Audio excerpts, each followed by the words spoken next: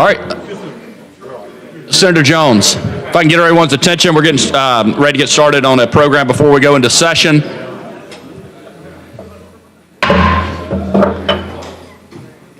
All right, Senator Jones, you're recognized first.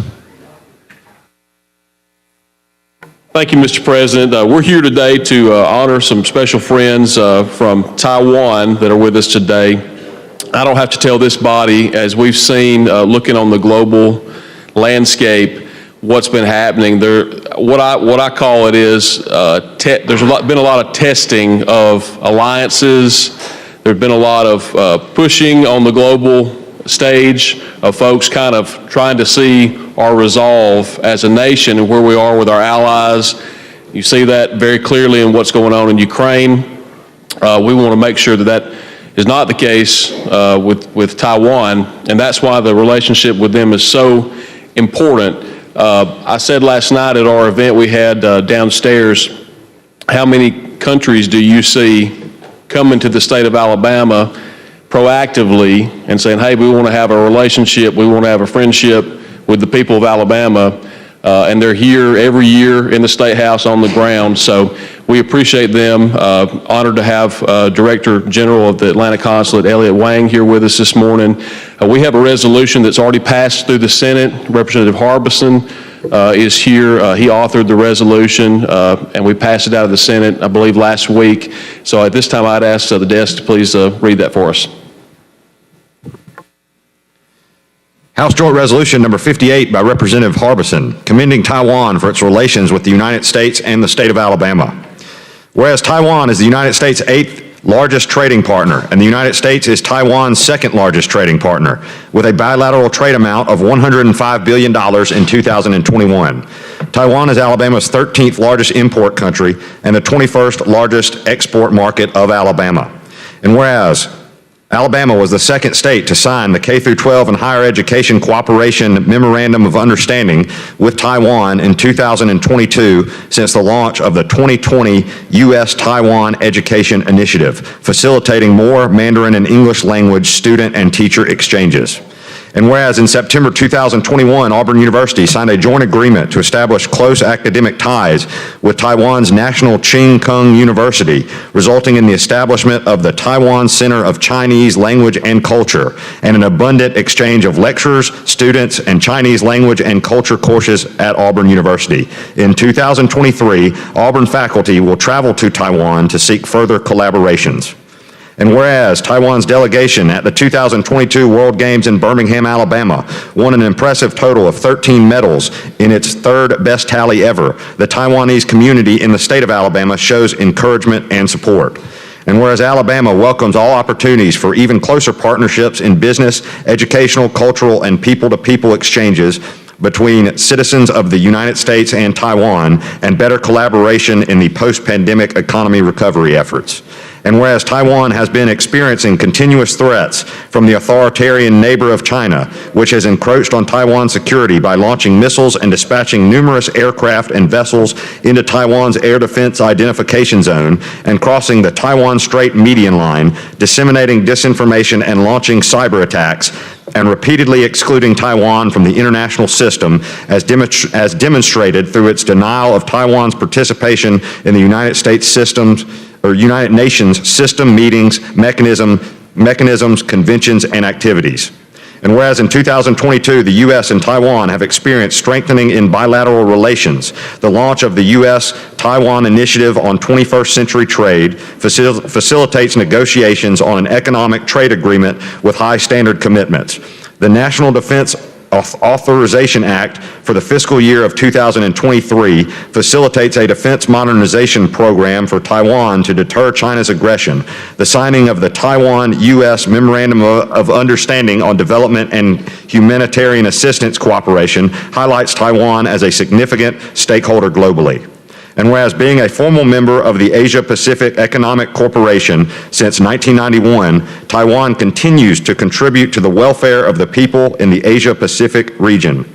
Now therefore be it resolved by the legislature of Alabama both houses thereof concurring, that it encourages the members of this body to join the Taiwan caucus in welcoming the state government to establish a trade office in Taiwan, as South Carolina, New Mexico, Montana, and Pennsylvania have recently done, to attract more investment and encourage state government officials and members of the legislature to conduct more frequent exchanges with their Taiwanese counterparts.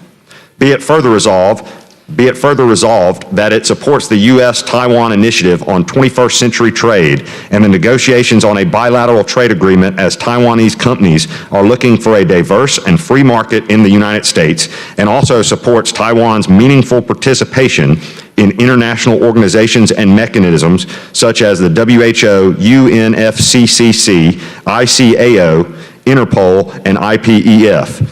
Be it further resolved that a certified copy of this resolution be prepared and transmitted to Governor Kay Ivey, Secretary of State Wes Allen, the Alabama Congressional Delegation, and Mr. Elliott Wang, Director General of the Taipei Economic and Cultural Office in Atlanta, Georgia. Signed, Governor Kay Ivey and Wes Allen, Secretary of State. Thank you. At this time, I'd like to recognize the Director General for his remarks.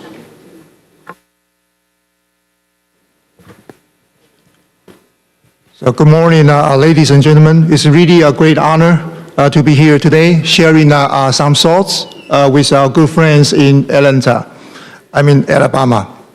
I'm also extremely privileged on behalf of Taiwan government today to receive the resolution supporting Taiwan passed by your assembly.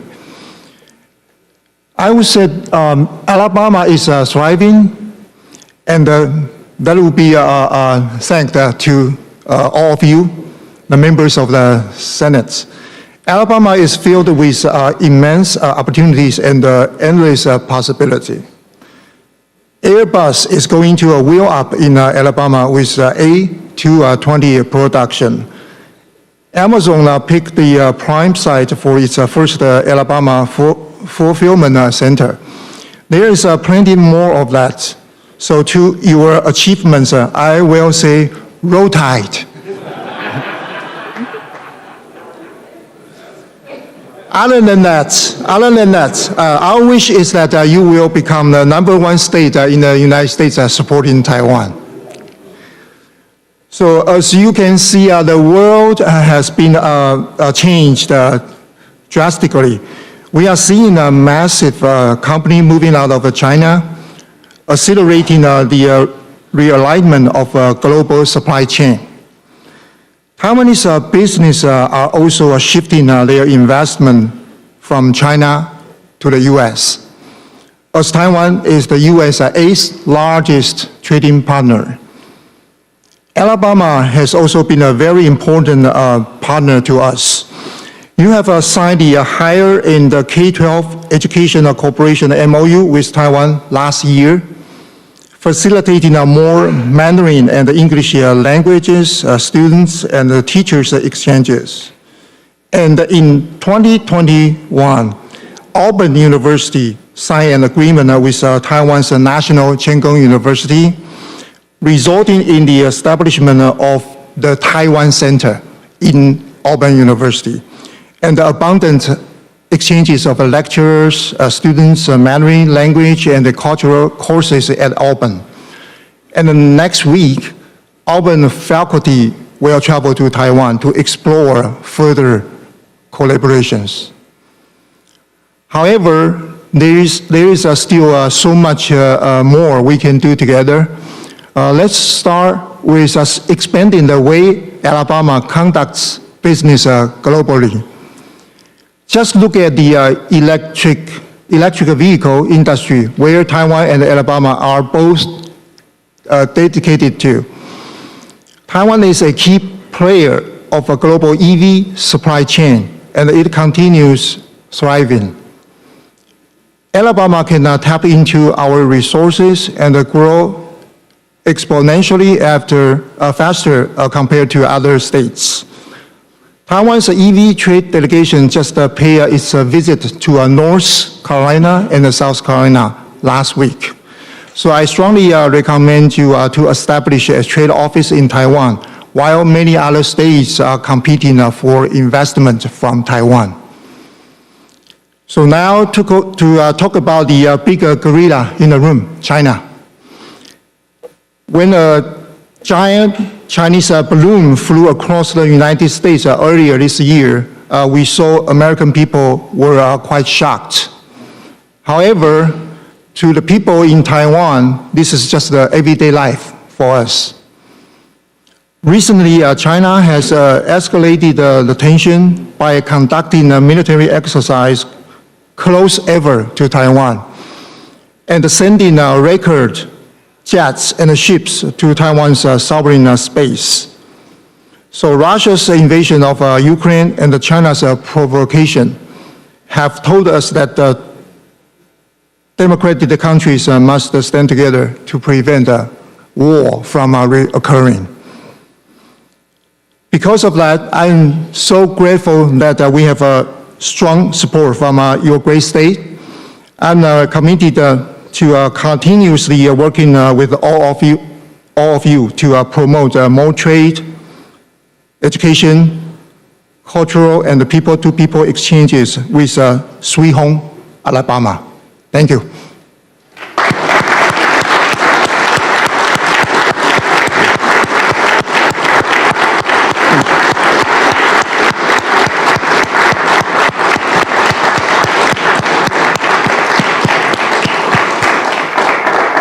Thank you, Director General. Thank you, members. It's important that we continue to maintain this relationship. Mr. President. All right, thank you, Senator Jones. All right, thank you.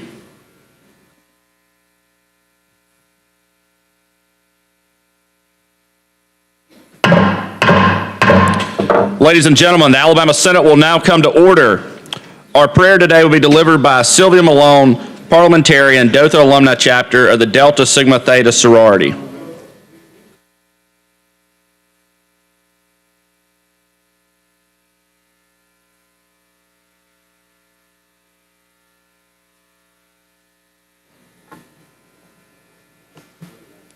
Let the morning bring me word of your unfailing love, for I have put my trust in you.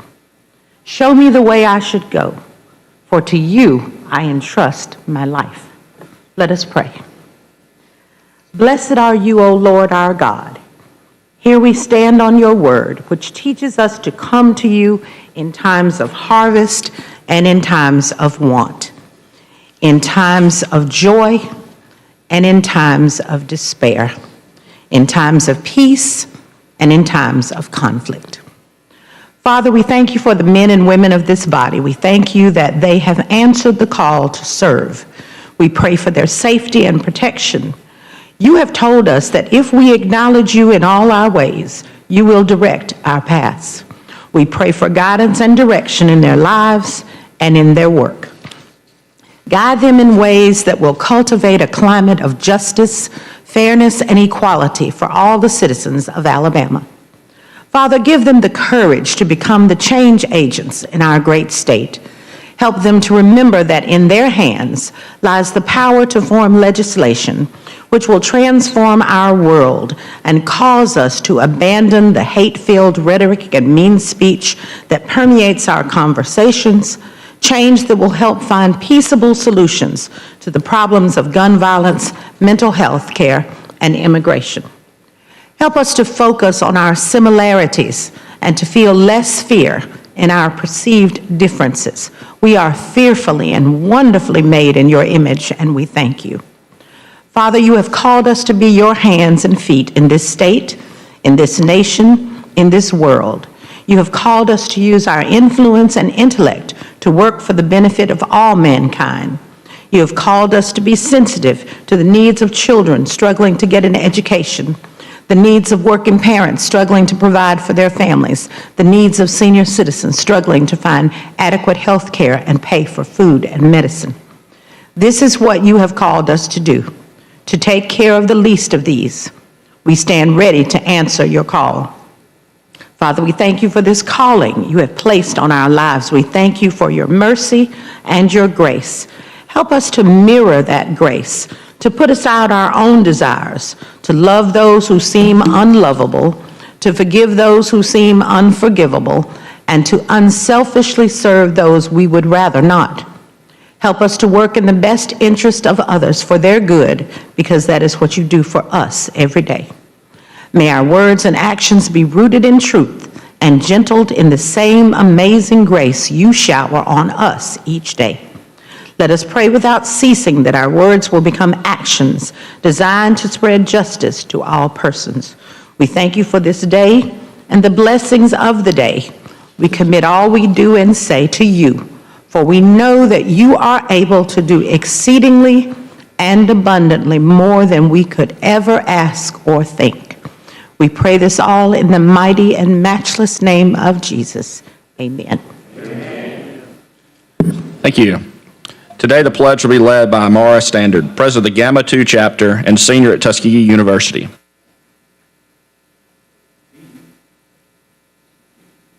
Attention, salute, pledge.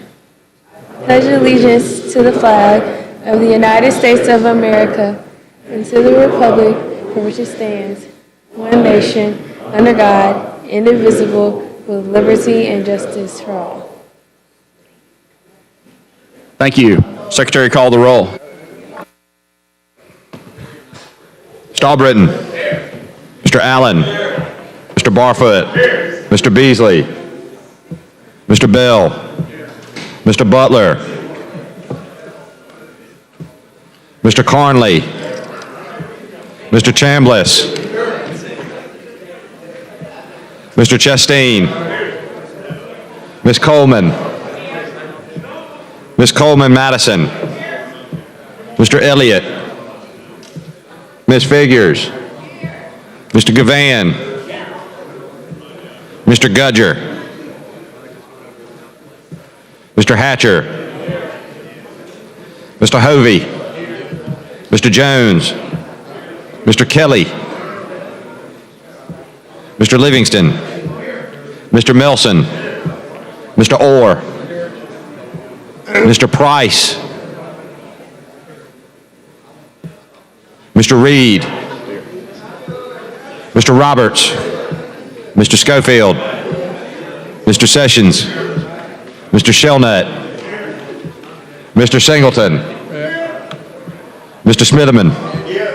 Mr. Stewart. Mr. Stutz. Mr. Wagner. Ms. Weaver. Mr. Williams. Ladies and gentlemen, we have 32 senators present, which is a quorum. The Senate is ready to transact business. Mr. President. Senator Wagner. Move that we excuse absent senators. All right, any objection? Hearing none, so ordered. Mr. President. Senator move Wagner. that we dispense with the reading of the journal from the previous legislative day and that we adopt said journal. All right, any objection? Hearing none, so ordered. Now move on to introduction of bills. Senator Chambliss. Mr. President, I move that bills be allowed to be introduced throughout the day. All right, any objection? Hearing none, so ordered.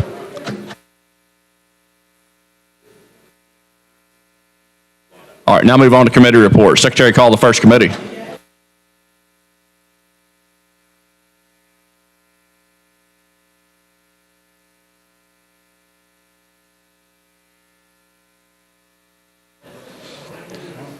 From the Committee on Finance and Taxation, Education, Senate Bill 202 receives a favorable report with one amendment by a vote of 12 ayes, 3 nays, and 1 abstention.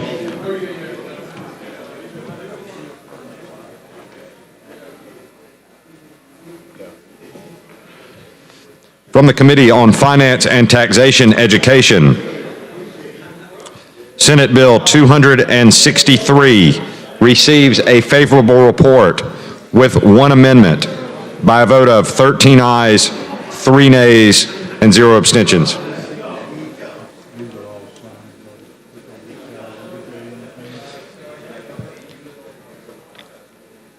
From the Committee on Finance and Taxation, Education, Senate Bill number 299 receives a favorable report with one amendment by a vote of 16 ayes and 0 nays.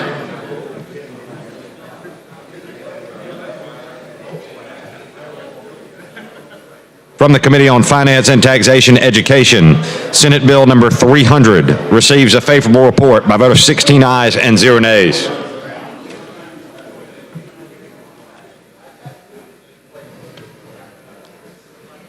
From the Committee on Finance and Taxation Education, Senate Bill number 298 receives a favorable report with substitute by a vote of 16 ayes and 0 nays.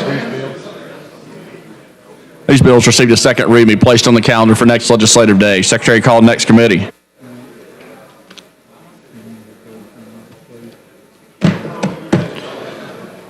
From the Committee on Finance and Taxation General Fund, Senate Bill number 76 receives a favorable report with substitute by a vote of 14 ayes and 0 nays.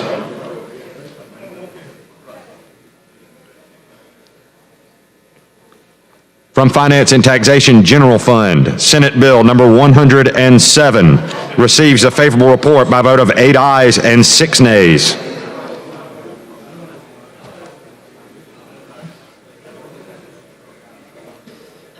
From Finance and Taxation General Fund, Senate Bill number 122 receives a favorable report by a vote of 10 ayes and 2 nays and 2 abstentions.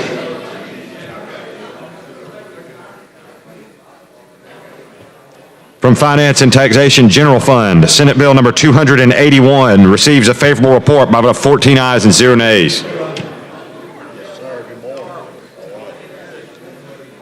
From the Committee on Finance and Taxation General Fund, House Bill number 23 receives a favorable report with 1 amendment by a vote of 14 ayes and 0 nays.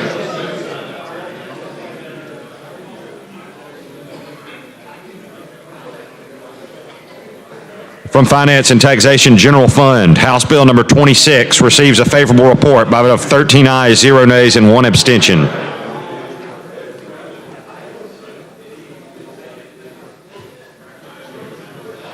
From Finance and Taxation General Fund, House Bill number 40 receives a favorable report by a vote of 14 ayes and 0 nays.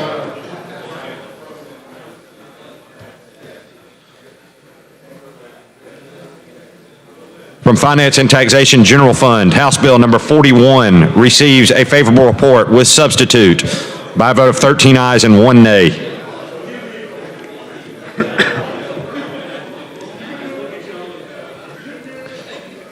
From Finance and Taxation General Fund, House Bill number 68 receives a favorable report with substitute by a vote of 14 ayes and 0 nays.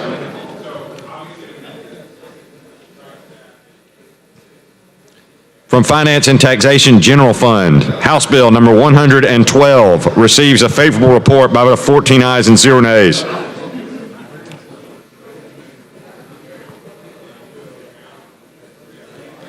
From Finance and Taxation General Fund, House Bill number 244 receives a favorable report with amendment by a vote of 14 ayes and 0 nays.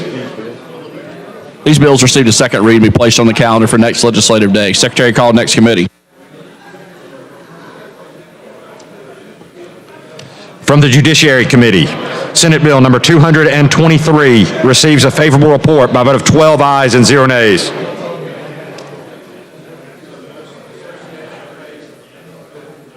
From the Judiciary Committee, Senate Bill number 224 receives a favorable report by a vote of 13 ayes and 0 nays.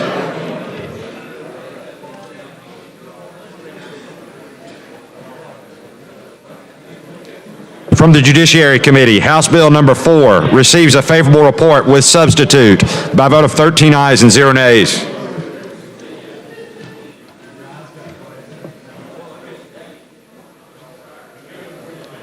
From the Judiciary Committee, House Bill number 153 receives a favorable report by a vote of 13 ayes and 0 nays.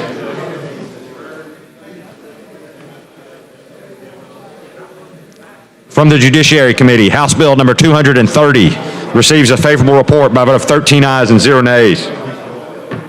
These bills received a second read and be placed on the calendar for next legislative day. Secretary, call the next committee.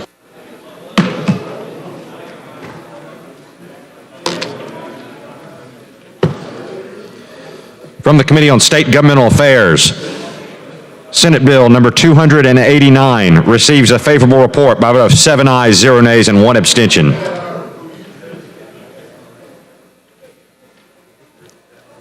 From the Committee on State Governmental Affairs, House Bill number 75 receives a favorable report by a vote of 7 ayes, 0 nays, and 1 abstention.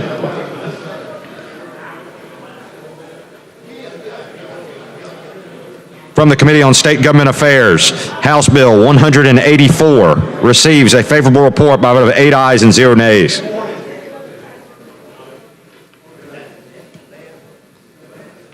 From State Government Affairs, House Bill number 260 receives a favorable report by a vote of 8 ayes and 1 nay.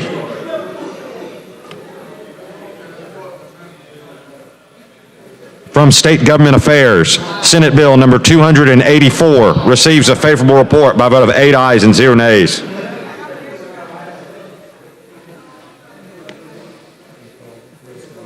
From State Government Affairs, Senate Bill number 221 receives a favorable report with 1 amendment by a vote of 8 ayes and 0 nays.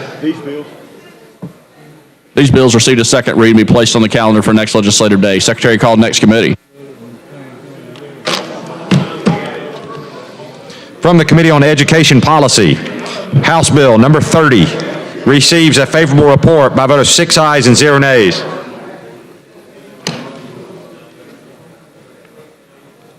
From the Committee on Education Policy, House Bill number 364 receives a favorable report by a vote of 8 ayes and 0 nays.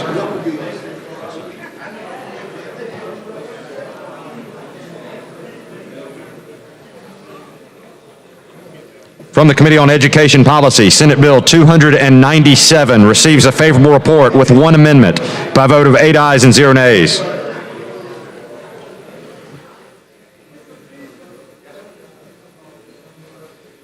From the Committee on Education Policy, Senate Bill number 181 receives a favorable report with 1 amendment by a vote of 8 ayes and 0 nays.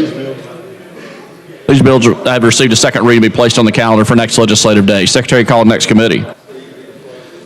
From the Committee of Agriculture, Conservation, and Forestry, House Bill number 297 receives a favorable report by a vote of 12 ayes and 0 nays. What was that number again, Marshall? These bills received a second reading and be placed on the calendar for next legislative day. Secretary called next committee.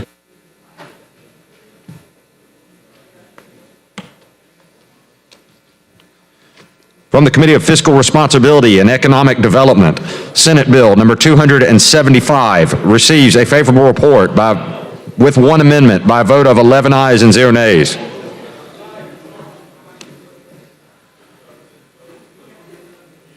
From the Committee of Fiscal Responsibility and Economic Development, Senate Bill number 261 receives a favorable report with substitute by a vote of 10 ayes and 3 nays.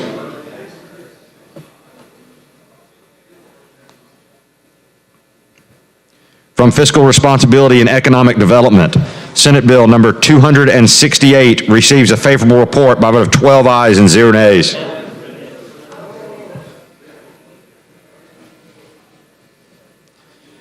From Fiscal Responsibility and Economic Development, Senate Bill number 280 receives a favorable report by a vote of 13 ayes and 0 nays.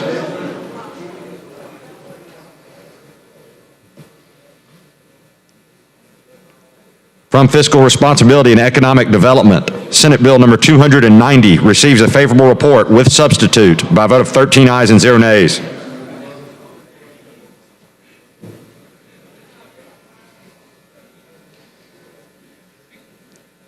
From Fiscal Responsibility and Economic Development, Senate Bill number 291 receives a favorable report by a vote of 13 ayes and 0 nays.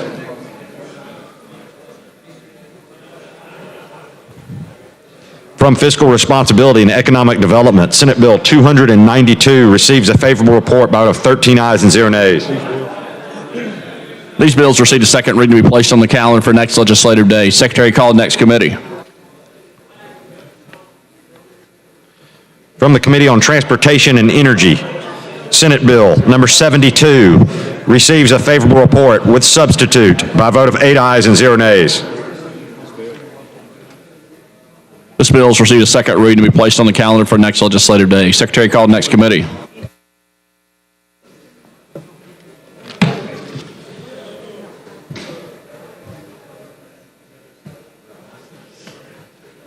From the Committee on Tourism, House Bill number 336 receives a favorable report by a vote of 7 ayes and 0 nays. Tourism.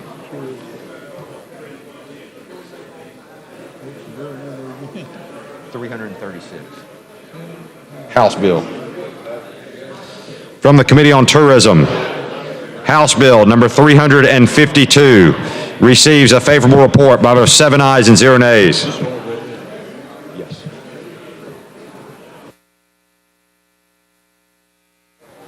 These bills received a second reading to be placed on the calendar for next legislative day. Secretary, call the next committee. From the Committee on Veterans, Military Affairs, and Public Safety, House Bill number 152 receives a favorable report by a vote of 5 ayes and 0 nays. From the Committee on Veterans and Military Affairs and Public Safety, House Bill number 296 receives a favorable report by a vote of 6 ayes and 0 nays.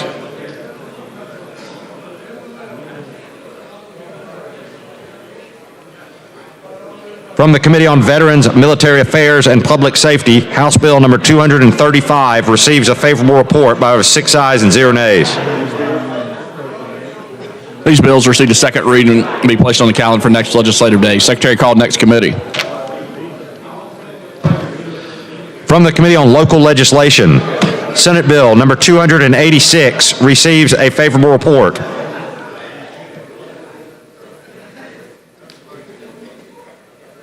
From the Committee on Local Legislation, House Bill number 326 receives a favorable report.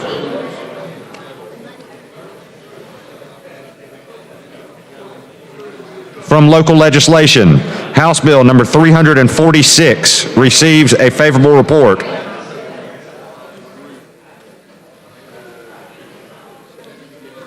From Local Legislation, Senate Bill number 218 receives a favorable report.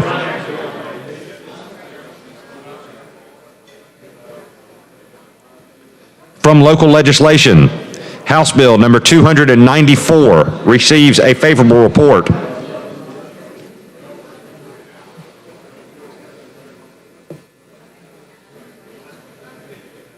From Local Legislation, Senate Bill number 188 receives a favorable report.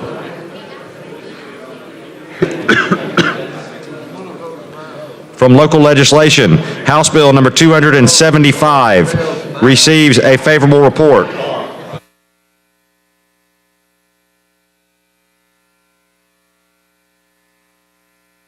These bills received a second reading to be placed on the calendar for next legislative day. Secretary, call the next committee.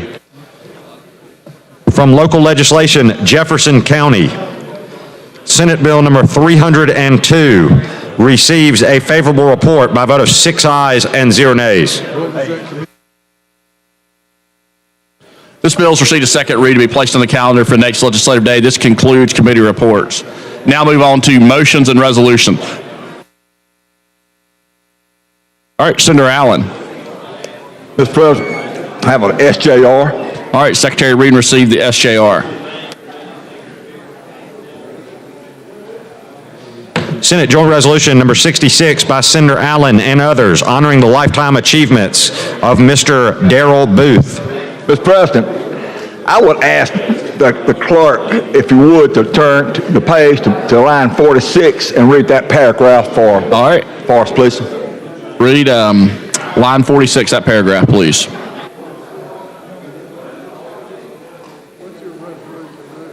It's honor. All right, any objection? Hearing none, so order on consideration. If you could, read that, please. Whereas Mr. Booth is a man of leadership, service, and dedication to his community, he believes in the power of public service to bring people together and make positive change, and he is a role model to many, inspiring them to follow in his footsteps and work tirelessly to improve their communities. His family is at the center of his life, whom he instills with the values of hard work, service, and kindness. His children and grandchildren view him as a role model and a source of inspiration. Furthermore, Mr. Booth's life is a testament to the power of public service and the impact that one person can have on his or her community. He has touched many lives and has helped build numerous organizations and initiatives. He is a true public servant and is a man of integrity and character with an unwavering commitment to making the world a better place. Thank you. Mr. President, I would like to ask the entire Senate to be co-sponsors of this resolution honoring this great individuals. All right, any objection? Hearing none, so ordered. Mr. President, I move approval. All right, all those in favor say aye. Aye. Any opposed? The resolution's adopted. Sir. All right, Senator Beasley. Thank you, Mr. President. Appreciate the recognition. I have an SJR. All right, Secretary, read and receive the SJR, please.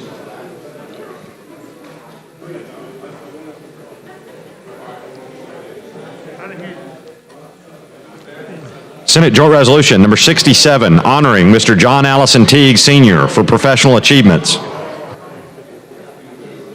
Mr. President, I'd like for all members of the Senate to be co-sponsors. All right, any objection? Hearing none, so ordered. I move for passage of the SJR. All right, all those in favor say aye. Aye. Any opposed? Resolution's adopted. Thank you, sir. Thank you, Senator Beasley. Mr. President, Senator Wagner. have resolutions from rules. All right, Secretary, read and receive the resolution from rules.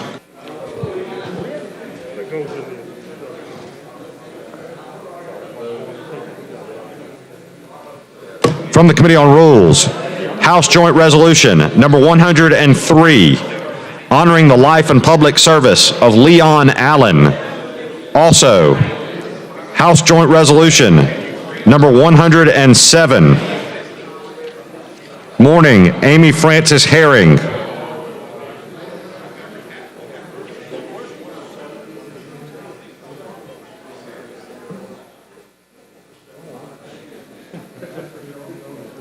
Also, House Joint Resolution number 152, mourning the death of Richard Goodwin. Receive favorable reports. Mr. President, Senator Wagner. move adoption of the resolutions from rules. All right, all those in favor say aye. Aye. Any opposed? Resolutions are adopted. Mr. President, Senator Wagner. have a resolution from rules. All right, Secretary, read and receive the resolution from rules.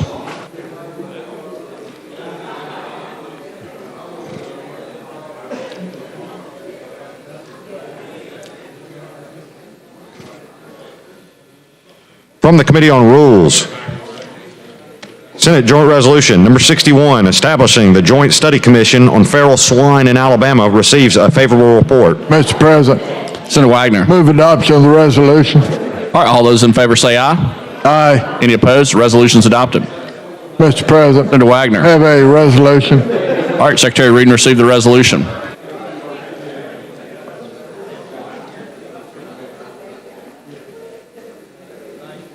Senate Joint Resolution number 68 by Senator Wagner, observing July 20th, 2023 as National Space Exploration Day. Mr. President, Senator Wagner. move adoption of the resolution. All right, all those in favor say aye.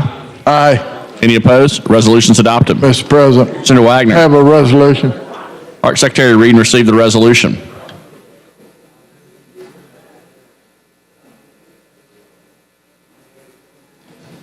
Senate Joint Resolution number 69 by Senator Williams and others, upholding the language of the Federal Indian Arts and Crafts Act in regard to state-recognized Indian tribes.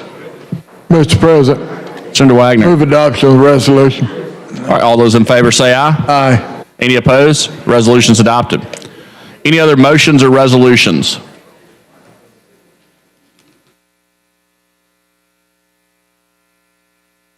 All right, Senator Wagner.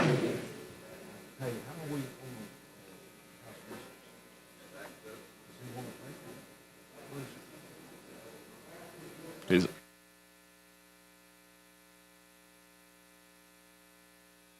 Mr. President, Senator Wagner. have a report from the Committee on Rules.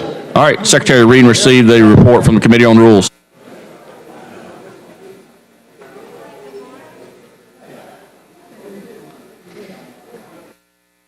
Y'all got them down there? From the Committee on Rules, Senate Resolution number 70, Special Order Calendar. Be it resolved by the Senate that the following bills in the order named shall be the special, paramount, and continuing order of business, taking precedence over all other matters until disposed of for the 20th legislative day only. On page 7, Senate Bill 196 by Senator Orr relating to public records. On page 21, Senate Bill 39 by Senator Gavan relating to the courts. On page 23, Senate Bill 159 by Senator Schofield relating to highways. On page 27, House Bill 243 by Representative Lee relating to the Board of Medical Examiners. On page 35, Senate Bill 118 by Senator Wagner relating to municipalities. On page 31, Senate Bill 279 by Senator Price relating to superintendents. On page 14, Senate Bill 198 by Senator Orr relating to sentencing. On page 27, Senate Bill 235 by Senator Roberts relating to the World Police and Fire Games of 2025. On page 14, Senate Bill 206 by Senator Chambliss relating to crimes and offenses. On page 29, Senate Bill 193 by Senator Shelnutt relating to the Board of Dental Examiners. On page 7, Senate Bill 184 by Senator Albritton relating to the Department of Corrections. On page 30, House Bill 45 by Representative Gray relating to public schools. On page 13, Senate Bill 158 by Senator Elliott relating to the State Firearms Prohibited Person Database. On page 23, House Bill 13 by Representative England relating to municipal corporations. On page 21, Senate Bill 258 by Senator Jones relating to water utilities.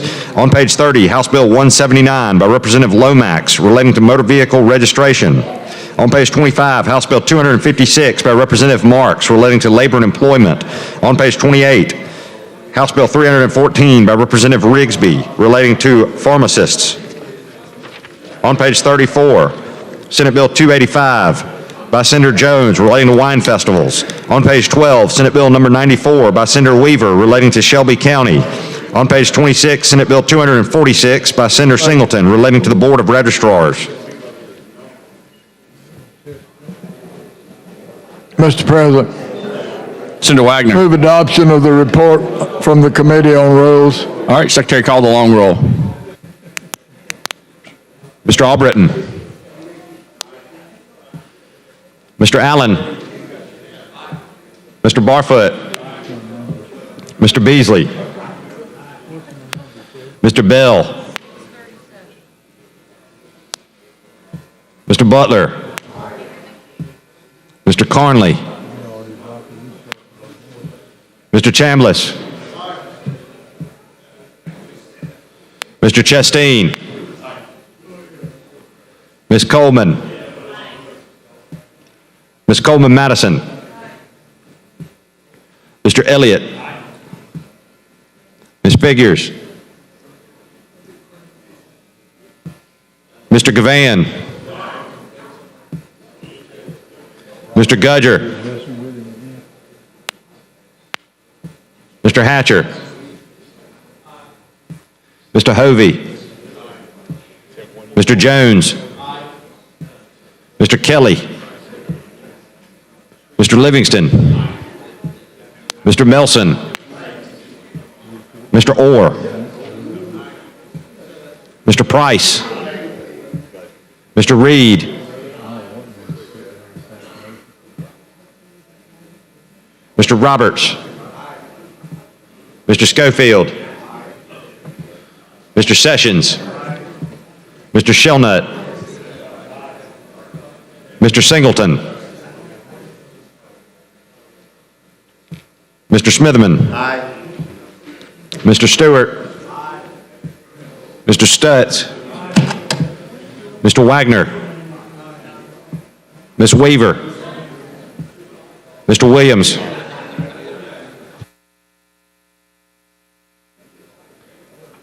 $33 ayes, 0 nays. The special order calendar is adopted. Secretary, call the first bill.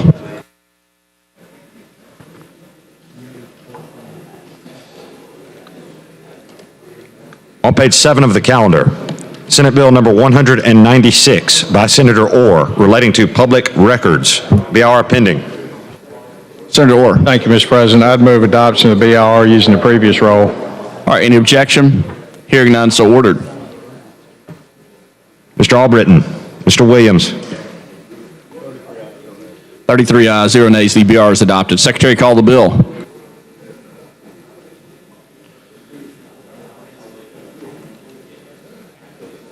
On page 7 of the calendar, Senate Bill number 196 by Senator Orr relating to public records. Senator Orr. Thank you, Mr. President. Unfortunately, I have two substitutes up here with two different numbers, same date, and Let me move to carry this bill over to the call of the chair, and I will be back. All right, got a motion to carry over call of the chair. Any objection? Thank you, Mr. Hearing President. none, so ordered. Senate Bill 196 carried over, call of the chair. Secretary, call the next bill on the calendar.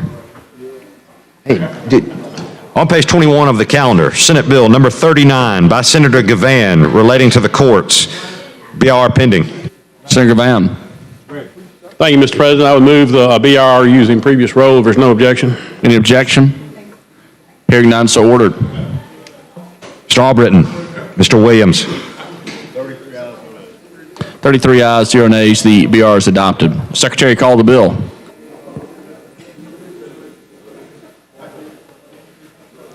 On page 21 of the calendar, Senate Bill number 39 by Senator Gavan relating to courts. Committee substitute pending.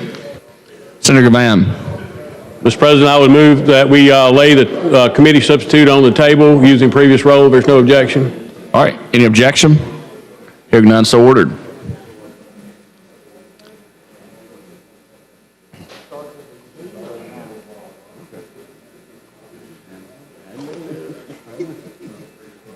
Yeah.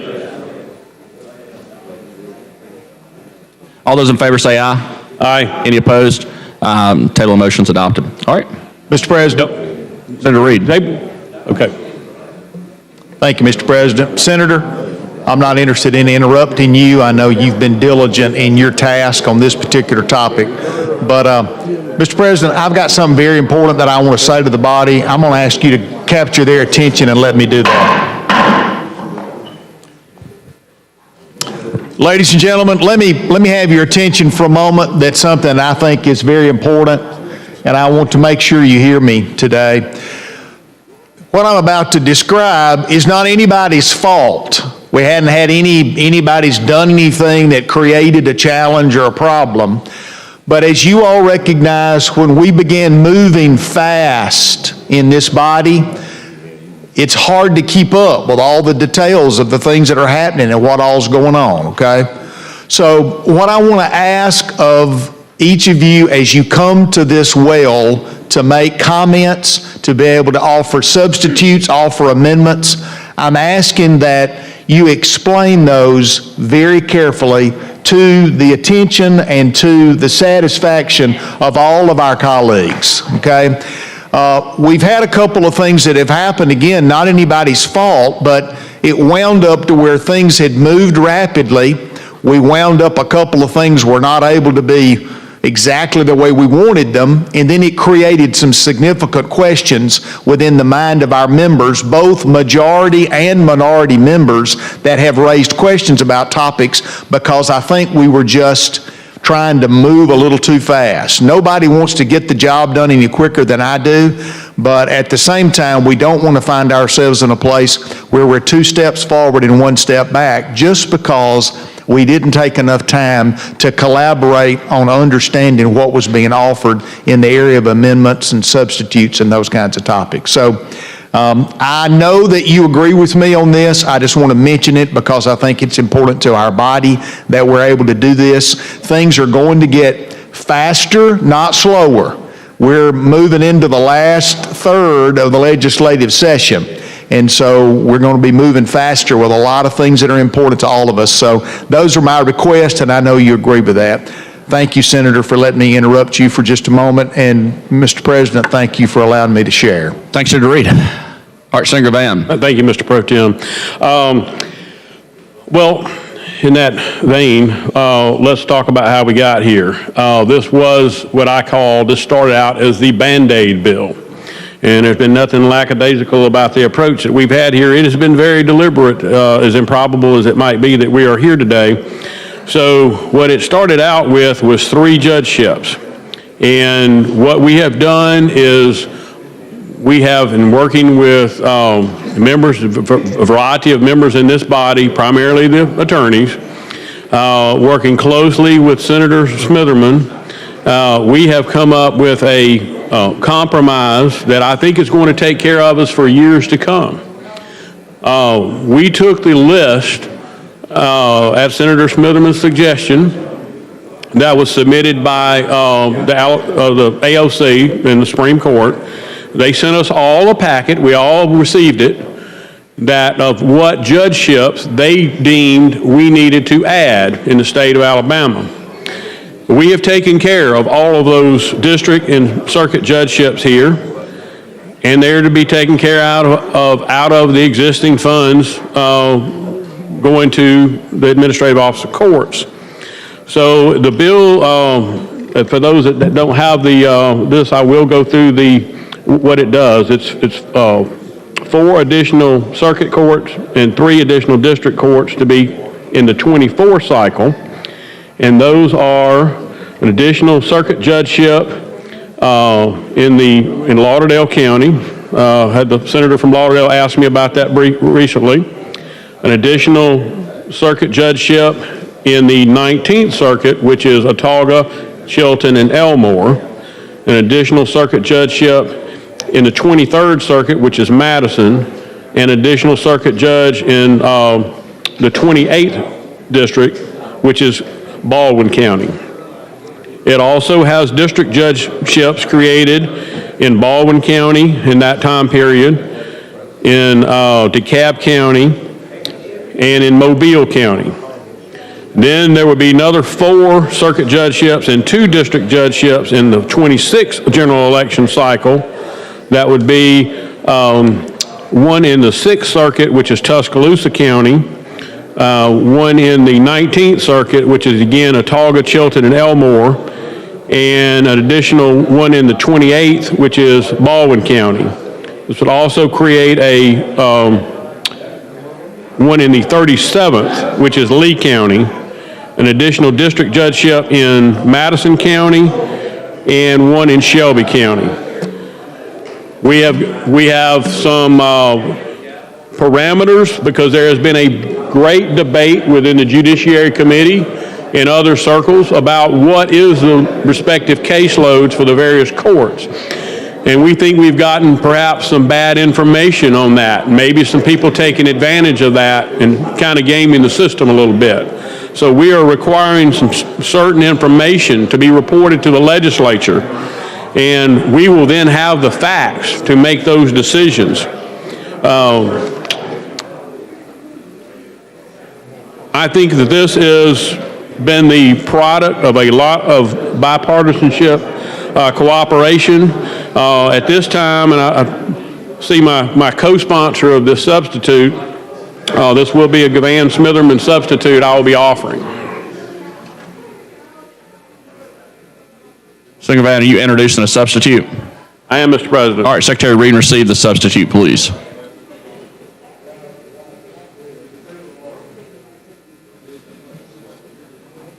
Substitute for Senate Bill number 39 by Senator Gavan.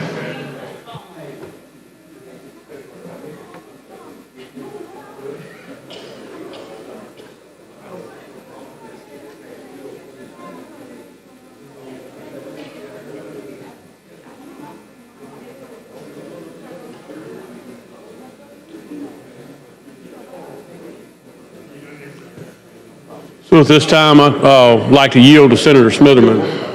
Thank you, Mr. All right, President. Senator Smitherman. Thank you. I just wanted, the short version of what I would say is ditto to what you just said.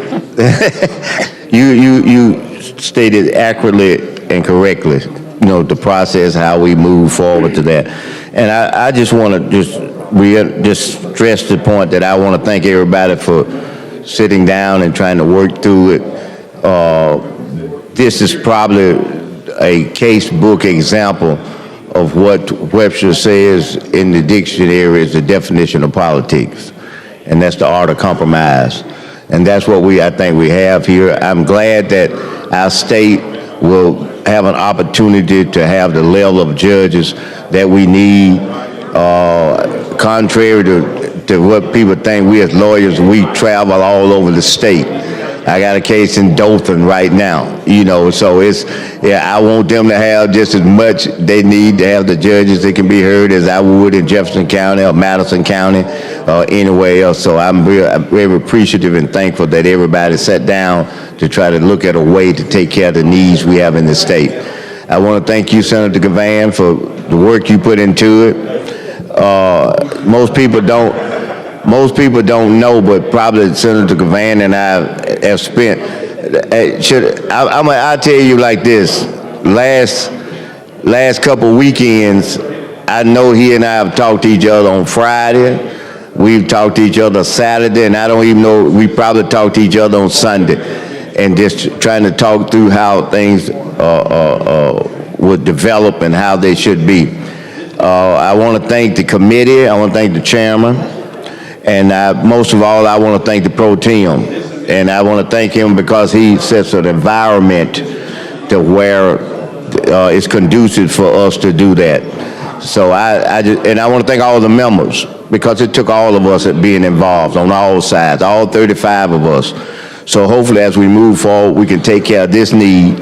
And then one of the things that even Mr. Chairman, who's sitting back there of the General Fund Committee, said that there are several things just in the judicial process itself, not this, just allocation, that would be good to look at. And now what we can do, we can look at it in a very deliberate manner, and not under the crisis of trying to Judge Shapiro fill one there. We got to focus on that and not be able to focus on maybe the legal procedures that we actually operate on our system. So I just want to again thank each and every person, and I'm in full support of this compromise. It's like everything else, you start at one end, you start at another, and you find a happy medium. And I think we found the medium here that's very good for our state, and it's going to be good for our citizens. So I yield back to you, Senator. Thank you, Senator. I appreciate the assistance of all the people that you mentioned, and it certainly talk about not a lackadaisical approach. The General Fund Chairman over there is involved in a deep conversation, but it's been 5 years, so you and he made me work pretty hard, but we got there. So I appreciate it. This time I would move for adoption of substitute using previous role without objection. All right, any objection? Hearing none, so ordered. Mr. Albritton. Mr. Williams.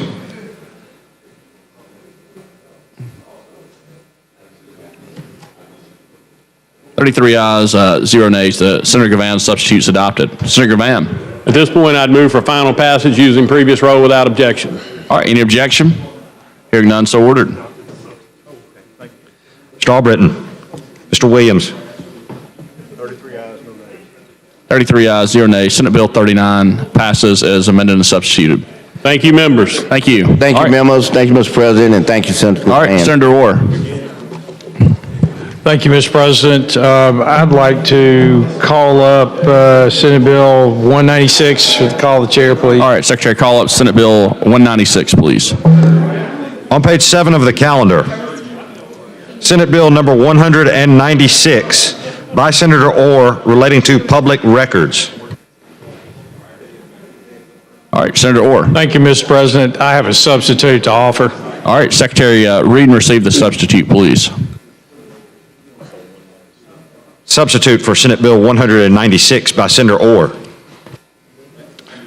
Mr. President, this, excuse me, the President is the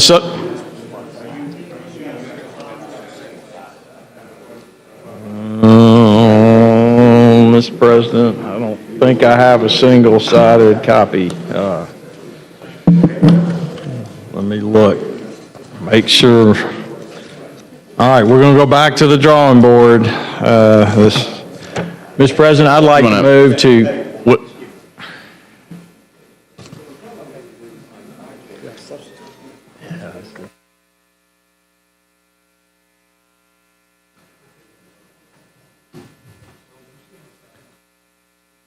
All right, so let me explain the substitute to the members. And so the substitute added accountability measures for making sure that that private information would not be revealed, that information would that is sought, that it stays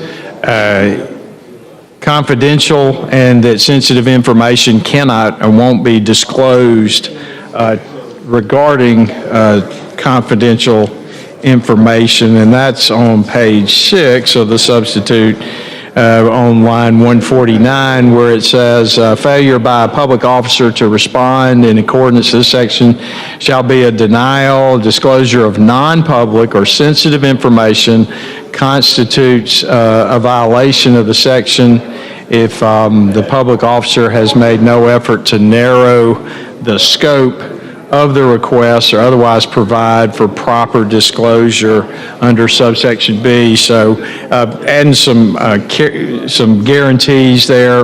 Then another thing that was added was on line 156, where it says this article is not intended to and does not affect any protections for sensitive or other non-public information provided under applicable law. So we just need to make sure that confidential and non-public information is not disclosed out there. We also, in the substitute, you'll see we added the forms. You have some lines there in the forms where, name, address, so there can be some consistency with requests, so it doesn't come in on a back of an envelope kind of thing, but there is a process. We expanded some of the time limitations to accommodate some concerns. I believe the senator from Mobile has an amendment that comes at the request of the education community that's a friendly amendment. So if we can adopt a substitute, she will bring that amendment and explain her amendment. So unless there are any questions, I'd like to just adopt a substitute and then we'll... Before we adopt the substitute, All right, Senator Singleton. So when I look at the dates that you have in here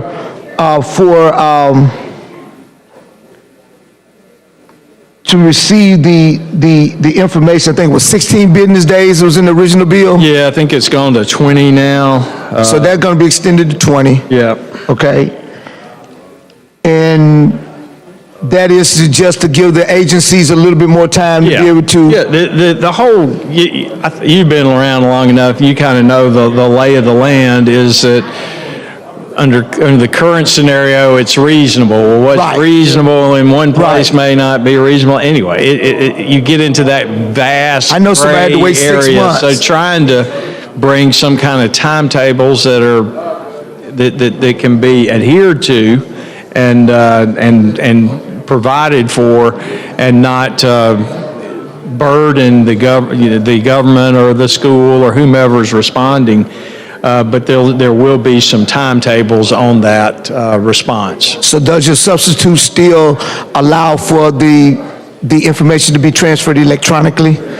My understanding is yes. That can be done today, so we're not requiring paper. Well, I know a lot of our agencies has not gone to electronic records, and they're still trying to get a lot of them up. I just want to make sure that, we at least have it in there, even though you can't do it. A big oversight, Senator, was in the original bill, the word citizen was not there. Oh. And so, which could mean somebody from California, wherever, can just harass and so that was a big oversight that we've addressed and cleaned up in the substitute. I just want to see when the timelines that we were going with it. Like I said, I appreciate the cities and the counties both working with us on this bill, and so, that's a good thing, as Senator Smitherman said earlier. Came together, worked things out, and appreciate the Press Association and their kind of guiding this process along. Okay, I will yield to the gentlelady from Mobile. She have a question. Okay. All right, Senator Figures. Mr. President, thank you, Mr. President. I've spoken with the sponsor, Senator Orr, and I have a friendly amendment. Let us adopt the substitute, Senator, and then we'll, so I'd move adoption of substitute using the previous role, Mr. President. All right, any objection? Hearing none, so ordered. Strawbritton, Mr. Williams. 33 ayes, 0 nays. The Senator Orr substitute's adopted. All right, Senator Figures. I'd like to offer this amendment, Mr. All President. right, Secretary Reed, receive the amendment, please. Using previous role. Amendment to Senate Bill 196 by Senator Figures. Replace line 54 on page 2 with the following. Public officer having custody of the public record for purposes of an educational institution, receipt occurs when the request is delivered to the main office of the educational institution. I move for adoption using previous rule, Mr. President. All right, any objection? Hearing none, so ordered. Mr. Albritton. Mr. Williams. 33 ayes, 0 nays. The Senator Figures amendment is adopted. Thanks, Senator Figures. Thank you, Mr. President. Thank you, Senator Orr, and thank you, members of the Senate. Thank you. All right, Senator Orr. All right, thank you, Mr. President. This time I'd move third reading using the previous rule. All right, any objection? Hearing none, so ordered. Mr. Albritton. Mr. Williams. 33 ayes, 0 nays. Senate Bill 196 passes amended. Thank you, Senator Orr. Mr. President. Senator Reed. Mr. President, I'd like to take House messages, please, sir. All right, Secretary, call the first House message. Message from the House. Mr. President, the House of Representatives has amended, as therein shown and is amended, has passed the following Senate bill and returns same herewith to the Senate. Senate Bill 155, relating to the Board of Medical Examiners, signed John Treadwell, Clerk. Mr. President. Senator Reed. I think the senator from Shelby County has got some specifics on this. It's her legislation. All right, Senator Weaver. Thank you, sir. So SB 155 is a bill that we have already passed in this body. It's related to the Physician Workforce Act, and when it went downstairs, an amendment was added. And that amendment is one that we had talked about up here, but I didn't get it in time before we passed it down. And it is a technical amendment that makes no substantive changes. It merely clarifies that the existing language can satisfy the FBI so that Alabama can begin to issue a physician compact licensure. Aaliyah was recently audited by one of the FBI divisions, and there were several agencies that were determined that we needed to upgrade our language so that they would be able to meet the background checks for these physicians that were seeking a compact licensure. So that's what the amendment does, and I would like to make a motion that we concur with that. All right, would you like to use previous roll? Yes, please. Previous, no objection. Okay, any objection? Hearing none, so ordered. Mr. Albritton. Mr. Williams. 33 ayes, 0 nays. The Senate concurs on Senate Bill 155. All right, Secretary, call the next House message.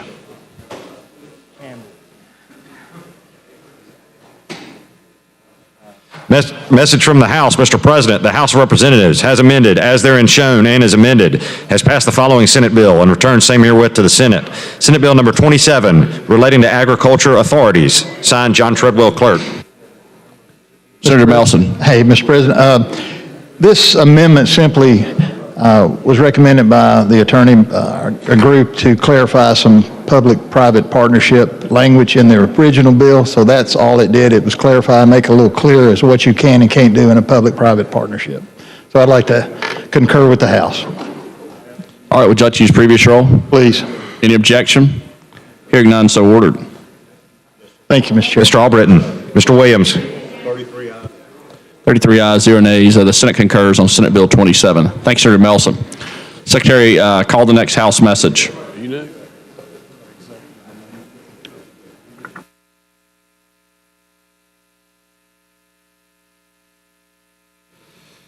Message from the Governor. Ladies and gentlemen, in close, please find a message from the Governor. I received Senate Bill 9 and believe that the bill should be amended. As enrolled and presented to me, Senate Bill 9 will retain language in existing law that appears to contradict the bill's purpose. For this reason, and at the request of the bill sponsor, I'm returning Senate Bill 9 to you, the body in which it originated, without my signature and with the below executive amendment. Please amend Senate Bill 9 on pages 3 and 4 by deleting lines 78 through 85. Adoption of the proposed executive amendment will remove my objection to this bill. Respectfully submitted, K.I.V. Governor. Mr. President, this is a bill that we passed all the way through that says that we will always use a paper ballot. There's a section in the code that conflicted with that, and we just needed to delete that. And with that, I'll entertain any questions. Hearing none, I'd move concurrence with the executive amendment, using the previous roll. All right, any objection? Hearing none, so ordered. Mr. Albritton. Mr. Williams. 33 ayes, 0 nays. The Senate concurs on Senate Bill 9. Thanks, Senator Chambliss. Thank you, Mr. President. Mr. President, before you call the next message, I want to make a comment about the senator that has come into the microphone for some information on his own legislation. I just wanted to make a comment to the senator from Madison County, as well as the senator from Jefferson County, who had worked diligently with other members of this body on the legislation related to judges that was passed just a few minutes ago. And I just want to thank those gentlemen for their diligence in that process for the good and the benefit of the people of the state of Alabama and the working and operation of the judiciary system. So I want you to appreciate that. I bring it up at this time because I know there's another issue that's a legal related theme that you two gentlemen have also been working on already, and that's the topic that comes up next, if I'm correct, Mr. President, in our messages. So with that, Senator. All right, Secretary, call the next House message, please.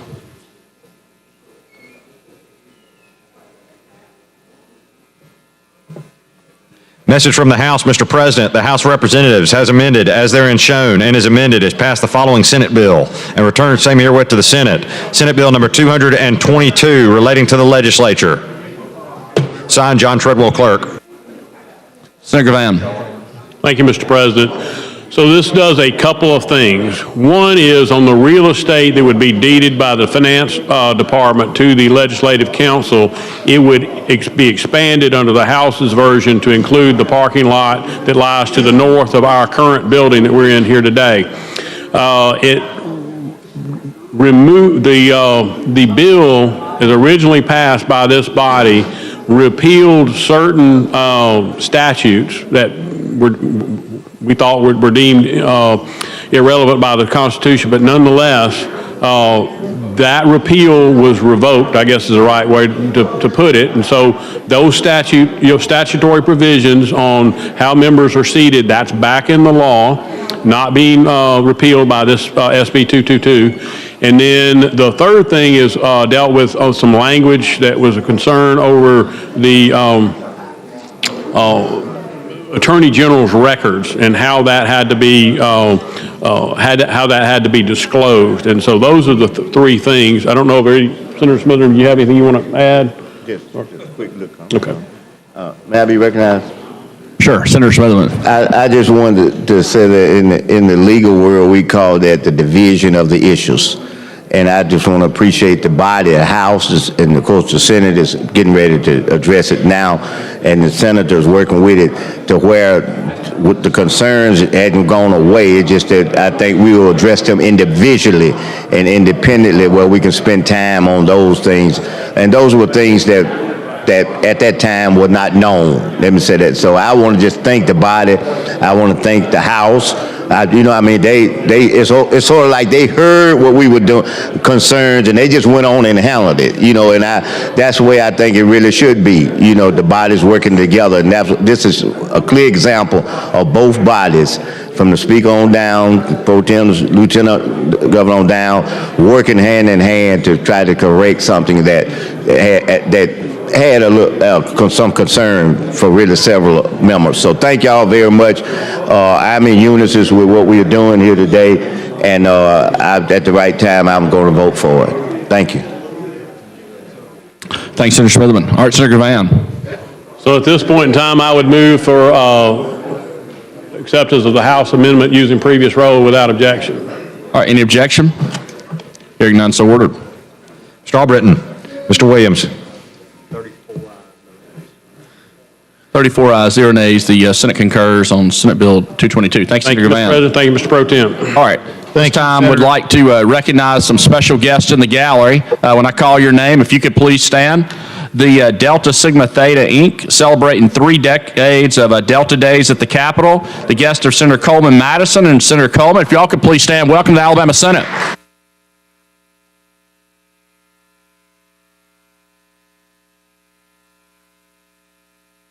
Thank you, Mr. Chairman. May I ask for a point of person? And Mr. Chairman has on his red. Stand up, Mr. Chairman. Love to see it.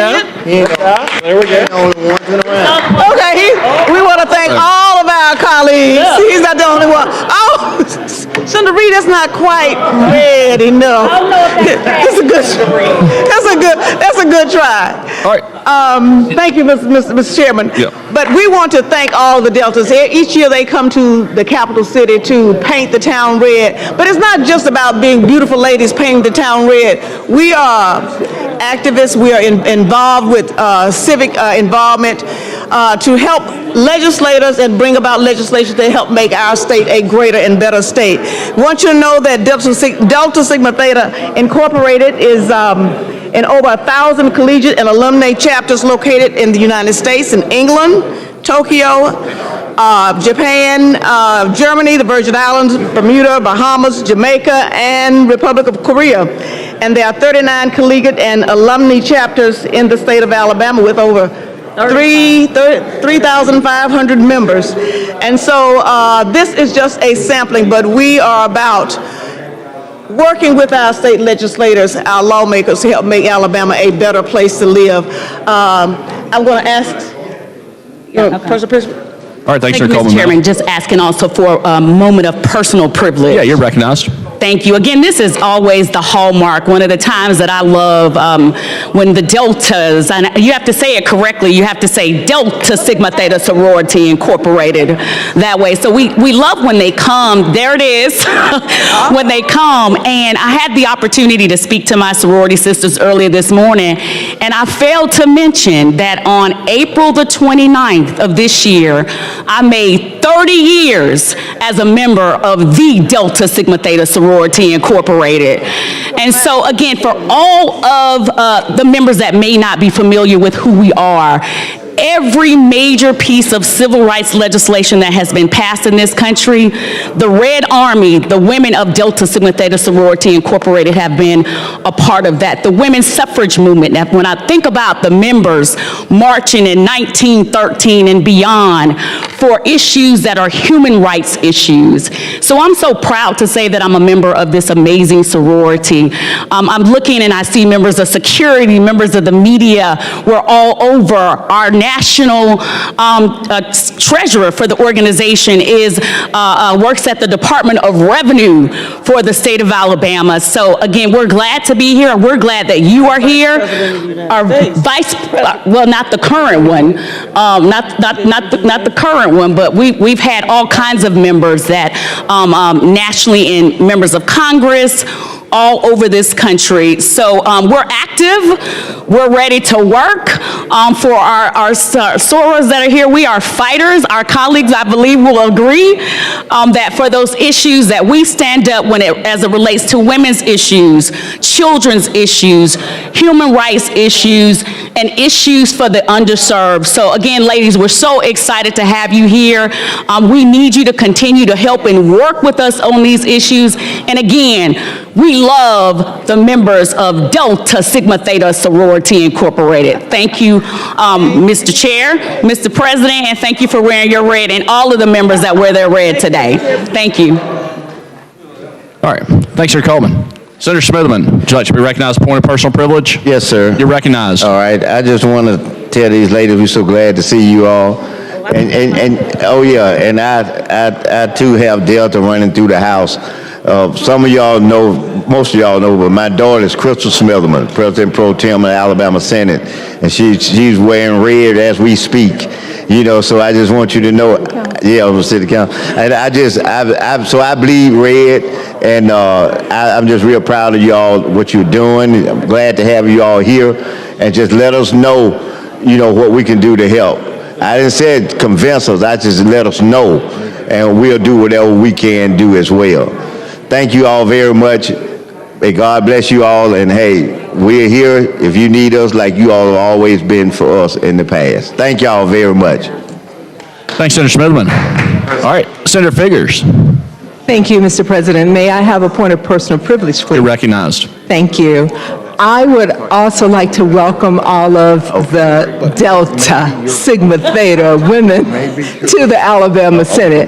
We are all sisters, for you know that I am not a Delta, but I am an Alpha Kappa Alpha sorority woman. So, but we are all sisters.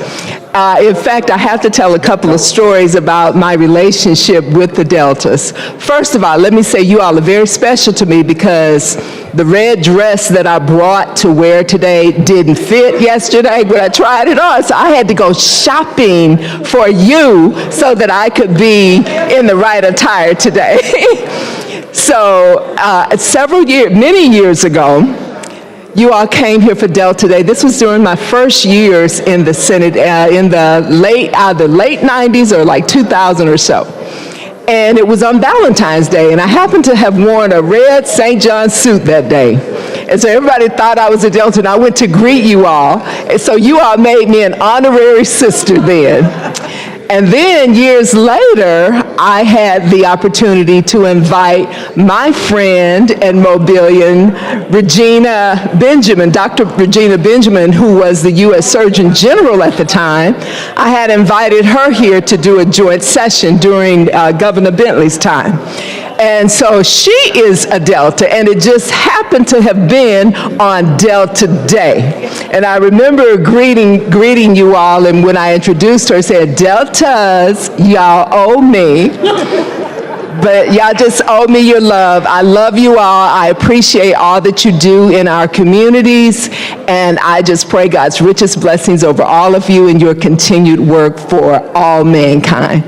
Thank you. Thank you, Mr. President. Thank you, Senator Figures. Senator Smithman. Mr. President, first I want to correct something. One of my colleagues shared with me in my excitement, I said that my daughter was President Pro Tem. They said I said the Senate. We had a new But it's the Birmingham City Council, but one of them said that I must go and be a prophet, I guess, by saying that. But no, it's the Birmingham City Council. I want to correct that. I think that at this time, I do want to make a comment, if I can, regarding the guests that's in our city that's supposed to be here, and that's I think it's the American Engineering Association. We have them here with us in the city today, and I think our own Senator Chambliss is going to be their speaker today around 11 o'clock. Am I right? See, so you can see they've been in my office, and so if we get a moment. Please go over, let's hear him partake of wisdom with them, but we want to welcome them here. They do an outstanding job. You all do a great job, and we couldn't have the things we have without the engineers putting it all together and laying it out there where we could feel safe and sound with everything we do. So thank you what you do, Senator Chambliss, and we want to thank the engineers as well. Thank you, Mr. President. Thanks, Senator Smithman. Senator Figures. Thank you, Mr. President. I'm sorry, may I just ask one more question? Sure. I do represent Senate District 33, which consists of Mobile and part of Mobile and part of Baldwin County now. Are there any Delta women from either of those two counties? Would you stand, please? Okay, I just wanted to recognize my sisters from Mobile and Baldwin. Thank you, Mr. President. All right, thank you. And once again, great to have you all in the Senate today. All right. Okay, now moving on. Secretary, call the next bill on the calendar, please. On page 23 of the calendar, Senate Bill number 159 by Senator Schofield relating to highways, roads, and bridges. BR pending. Senator Schofield. Mr. President, I move the BIR using previous roll. All right, any objection? Hearing none, so ordered. Mr. Albritton, Mr. Williams. 34 ayes, 0 nays. The BR is adopted. Secretary, call the bill. On page 23 of the calendar, Senate Bill number 159 by Senator Schofield relating to highway, roads, and bridges. Committee substitute pending. Senator Schofield. Mr. President, I move to adopt the committee substitute using previous roll. All right, any objection? Hearing none, so ordered. Mr. Albritton, Mr. Williams. 34 ayes, 0 nays. The committee substitute's adopted. All right, Senator Schofield. Mr. President. Thank you, Mr. President. Members, this is a product of a lot of work, and in the spirit of what we have discussed today, compromise. What we have attempted to do, and I think successfully, is create clear lines of responsibility between different entities that are involved in our road building process in Alabama. And I think that we have done that. We have worked with all the stakeholders of interest in it, and I think we have a very fair bill. I want to thank the chairman of the judiciary for helping to, in his words, moderate this, and without him, it would have been much more difficult to do. So I thank you, Senator, for your help and assistance on this. All right, Senator Barfoot. Thank you, Mr. President. Ladies and gentlemen, the words that Senator Schofield just said are 100% true, at least as it relates to a tedious and long task. I know something that was you were very passionate about, not just this session, but many sessions before. And I've said this in committee meetings and in the multiple meetings that were had on this. I tip my hat to you. Thank you. You've done a good job advocating for the position that you believe, the changes that need to be made, and I think we've come to a fair resolution of those issues. I want to also thank, in addition to you, Senator Gavan, who was instrumental and played an important role in this process. Senator Chambliss, who worked together to resolve some issues that he had, and without that input, I don't think we would be here today. I know you mentioned them, but stakeholders, certainly road builders, and their efforts to change the law and address what we understand or we're told were issues or problems, along with the trial lawyers, the counties, and the municipalities that all work together to come up with a product that I think does two things, as you said. That's number one, to provide some guidance and more strict lines about who's responsible, who's liable, when and where, and under what conditions, while at the same time protecting the citizens of the state of Alabama and balancing those two. And I think we've come to a fair resolution of that I think nobody else in this body will have to deal with. I think we'll all be gone until any issue comes up again. So I just want to tell you again, thank you. I appreciate the opportunity to work with you on it. Absolutely. Thank you. Thank you. Thanks, Senator Barfoot. All right, Senator Mr. President, we have here a few amendments, friendly amendments that I would encourage the body to adopt, and I want to thank my colleague for working with me on this to make this great bill even better. Well, Senator Mr. President, thank you, Mr. Leader. I appreciate and the comments from the chairman, judiciary, and all the work that's gone into this. And obviously, you didn't take a lackadaisical approach to this. That you've got all these cats that you're trying to herd and get in the basket together. And this is a complicated subject, very complicated subject. So I want to applaud you first, because when I read what you all came up with, it actually was a big positive step in the right direction. So obviously there's a couple of things that I have a little bit of a different maybe experience or background than some of the folks. So I appreciate you working with me. We've been back and forth a couple of times and both given and taken to get to what I think makes the bill a little bit better, and I think by your comments would agree to that. So with that, I would offer my first amendment. All right, Secretary, read and receive the amendment, please.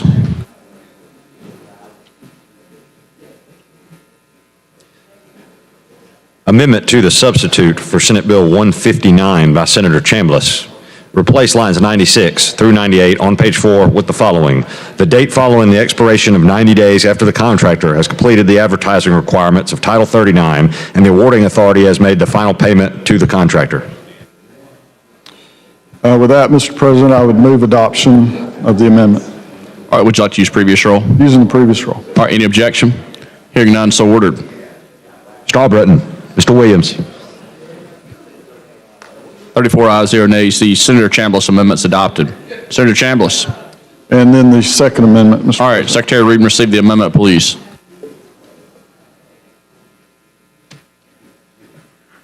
Amendment to the substitute for Senate Bill 159 by Senator Chambliss. Replace line 93 on page 4 with the following.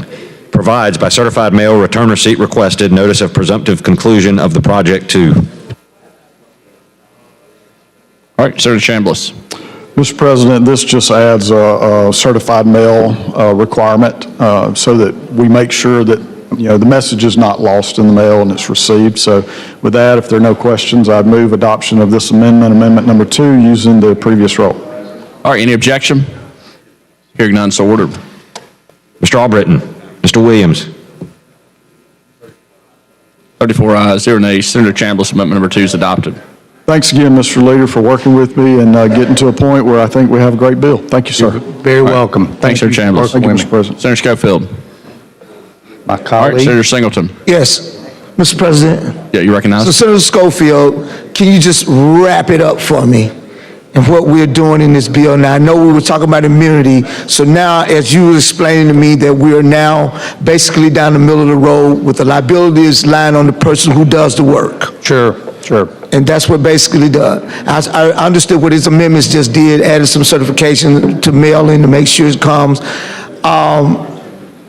And there was the latent defect piece that was in there also. Correct, that was added, that definition of a latent defect. Okay. And for everyone that needs to know what that is once the awarding authority takes ownership of that project that's been completed, there may be something in that maybe the pavement or the concrete or anything like that once the awarding authority takes ownership of that, it may not be immediately noticeable that maybe there was a problem there. And so we take that into consideration as well. Yeah, when you look at the asphalt, it looks smooth, but if you drive across it may dip a little bit. So, and that was a latent defect that can't be seen with the naked eye, but yet it still is in the structure that was basically built. It could be, and opposite of that, we haven't changed the statute of repose on this. That is 7 years. And so once the awarding authority takes ownership of that road, it's on them to maintain it from there. Right. And so that shouldn't come back on the road builder. And so we've made clarification on that as well. You said the statute of limitations stayed at 7 years? 7 years, yes. All right, cool. I'm good. Okay, great. Mr. President, if no more questions, I'd move for final passage of SB 159 as substituted and amended using previous roll, if no objection. All right, any objections? No objection. Hearing none, so ordered. Mr. Albritton, Mr. Williams. 34 ayes, 0 nays. Senate Bill 159 passes as amended. Thanks, Senator Thank you, Schofield. Mr. President, members. All right, Secretary, call the next bill. On page 27 of the calendar, House Bill number 243 by Representative Lee relating to the Board of Medical Examiners. BR pending. Senator Weaver. Thank you, Mr. President. This is the companion bill to Senate Bill 155 that we just concurred with. So at this time, I would like to ask that we carry this bill over. All right. All those in favor say aye. Aye. Any opposed? You want to lay it on the table so it won't come back up? Yes, we've already passed the companion bill with the Understand. concurrence, yeah. Okay. No problem, just, Okay. it just be carried over indefinitely. Senate Bill 243 is carried over. Yeah, carried over. Yes, previous roll, no objection. Gotcha. We're good. We good. All right, Secretary, call the next bill. Thanks, Senator Weaver. On page 35 of the calendar, Senate Bill 118 by Senator Wagner relating to municipalities. BR pending. Mr. President, Senator Wagner. move adoption of the BIR on Senate Bill 118, Would like to use previous roll? using previous roll. All right. Any objection? Hearing none, so ordered. Mr. Albritton, Mr. Williams. 34 ayes, 0 nays. The BR is adopted. Secretary, call the bill. On page 35 of the calendar, Senate Bill 118 by Senator Wagner relating to municipalities. Mr. President, Senator Wagner. this bill would validate and ratify any annexation prior to the effective date of the act.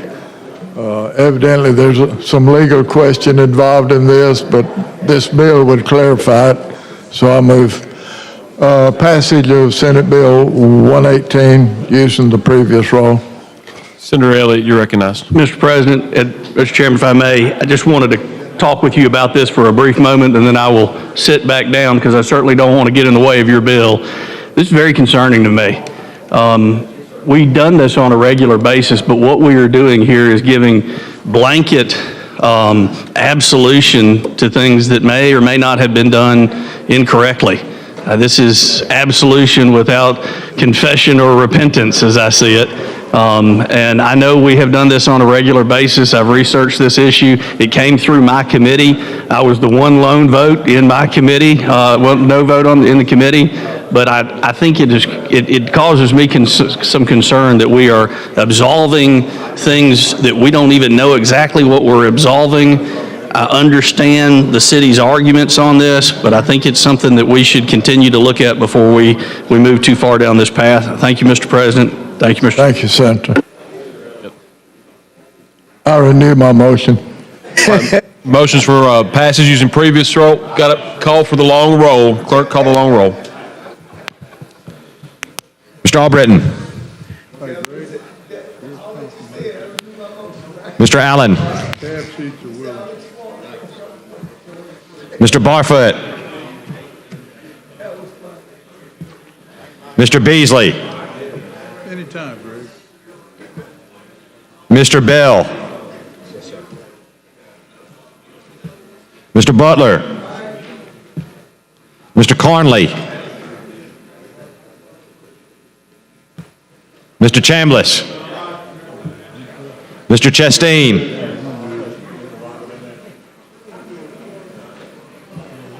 Ms. Coleman. Ms. Coleman Madison. Mr. Elliott. Ms. Figures.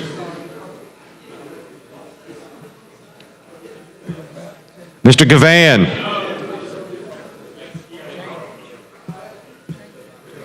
Mr. Gudger.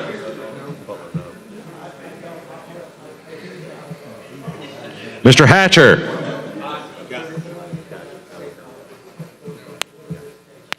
Mr. Hovey. Mr. Jones. Mr. Kelly. Mr. Livingston. Mr. Milson. Mr. Orr. Mr. Price. Mr. Reed. Mr. Roberts. Mr. Schofield. Mr. Sessions.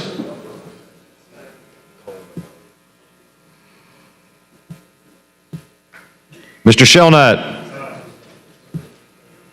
Mr. Singleton. Mr. Smitherman.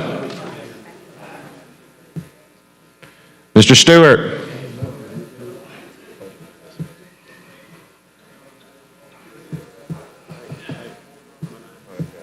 Mr. Stutz. Mr. Wagner.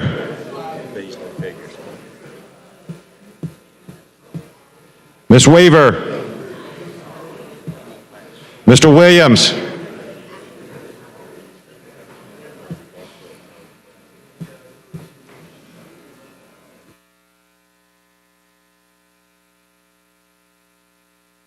Ayes, 8 nays, 1 abstention. The bill passes. Secretary, call the next bill.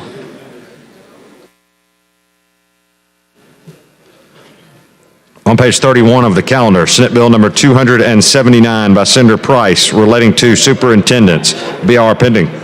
Senator Price. Thank you, Mr. President. First, I'd like to BR with previous roll, please. Let's use the long roll. We need to get a better roll for you. Clerk, call the long roll. Mr. Albritton. Mr. Allen. Mr. Barfoot. Mr. Beasley. Mr. Bell. Mr. Butler. Mr. Carnley. Mr. Chambliss. Mr. Chastain. Ms. Coleman. Ms. Coleman Madison. Mr. Elliott. Ms. Figures. Mr. Gavan. Mr. Gudger. Mr. Hatcher. Mr. Hovey. Mr. Jones. Mr. Kelly. Mr. Livingston. Mr. Melson. Mr. Orr. Mr. Price. Mr. Reed. Mr. Roberts. Mr. Schofield.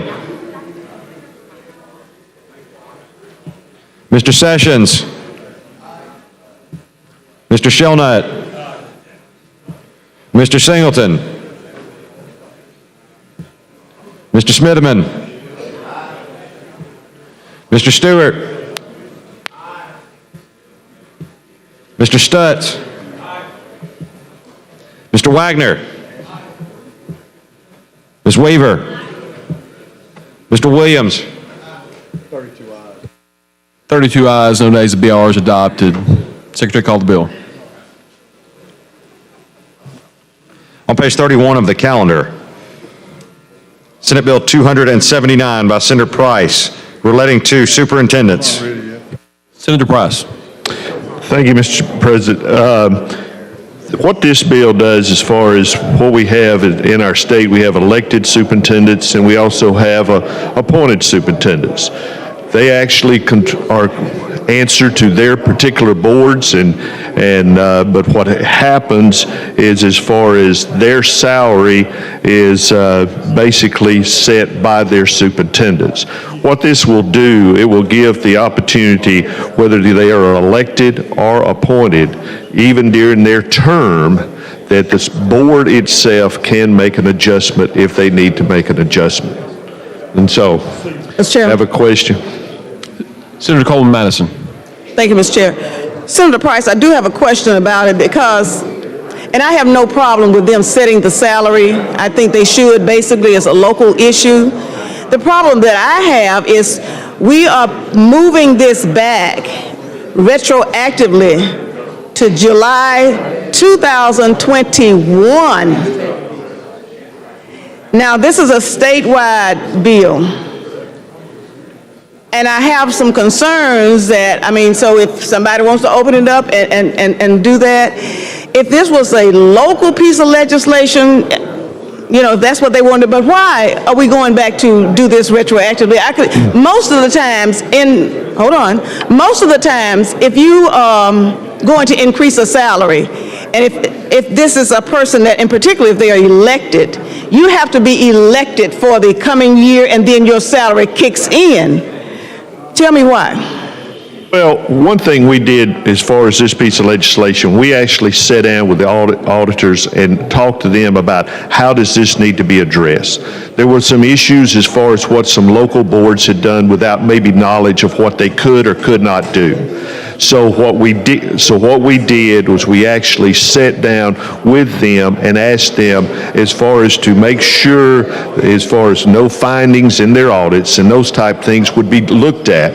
What we did was, how do we need to do this as far as the dating of this particular piece of legislation? So that's where you're seeing the date. The date rolled back. That was a suggestion from the examiner's office to roll that back to that piece, to that actual date. That was not a date that myself just grabbed out of the sky somewhere.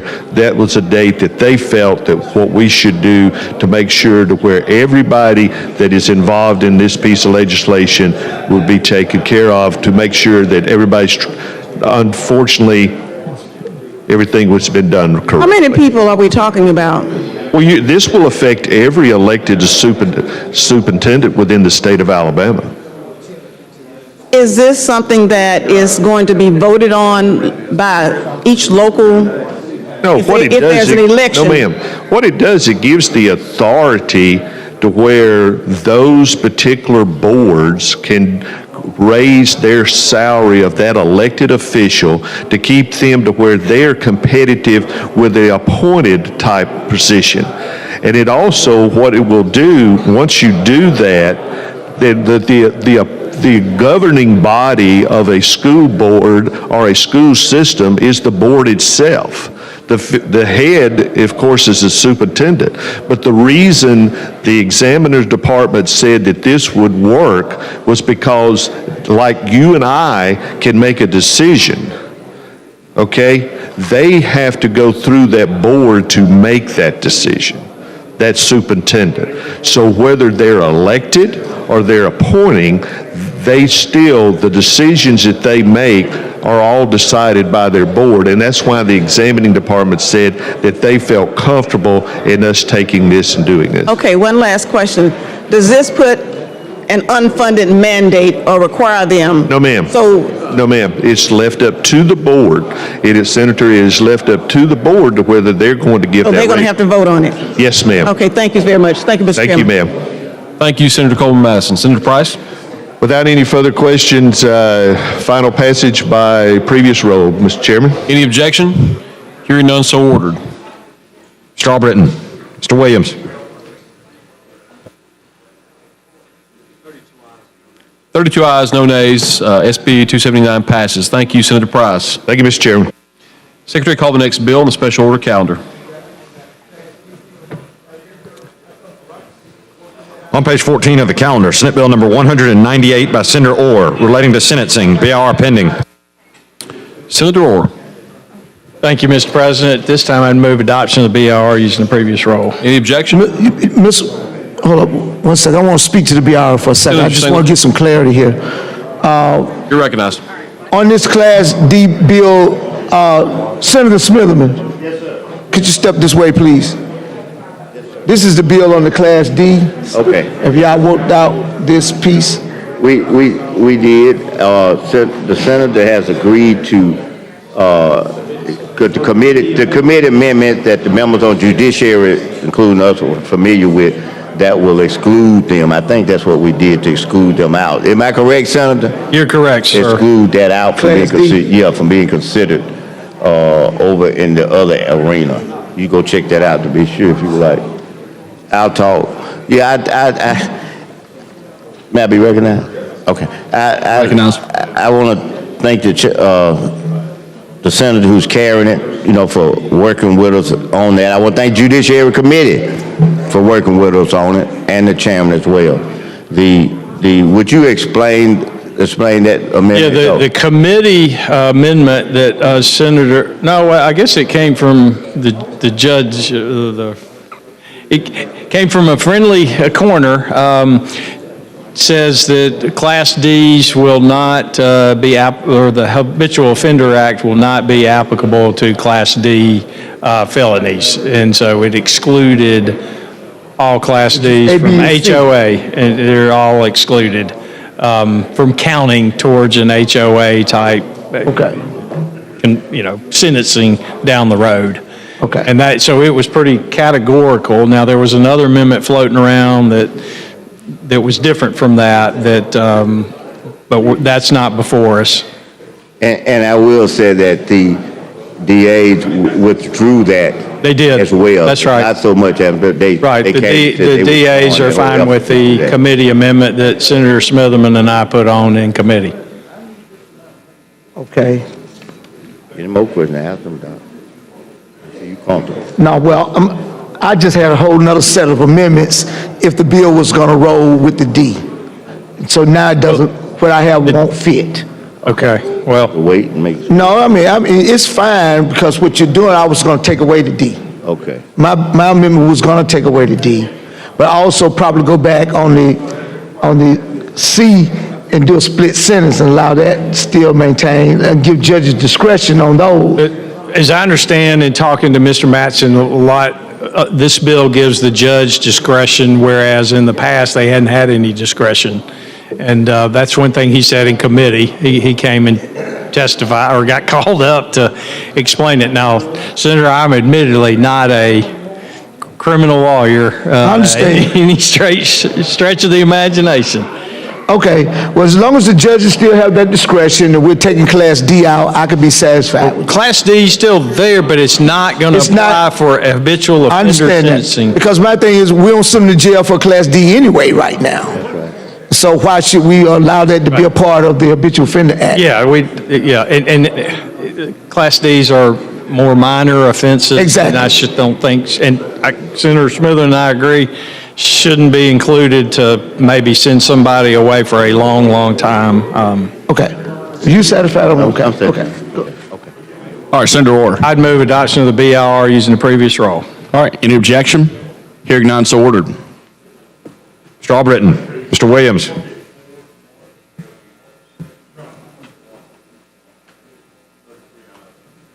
Thirty-three ayes, 0 nays. The BR is adopted. Secretary, call the bill.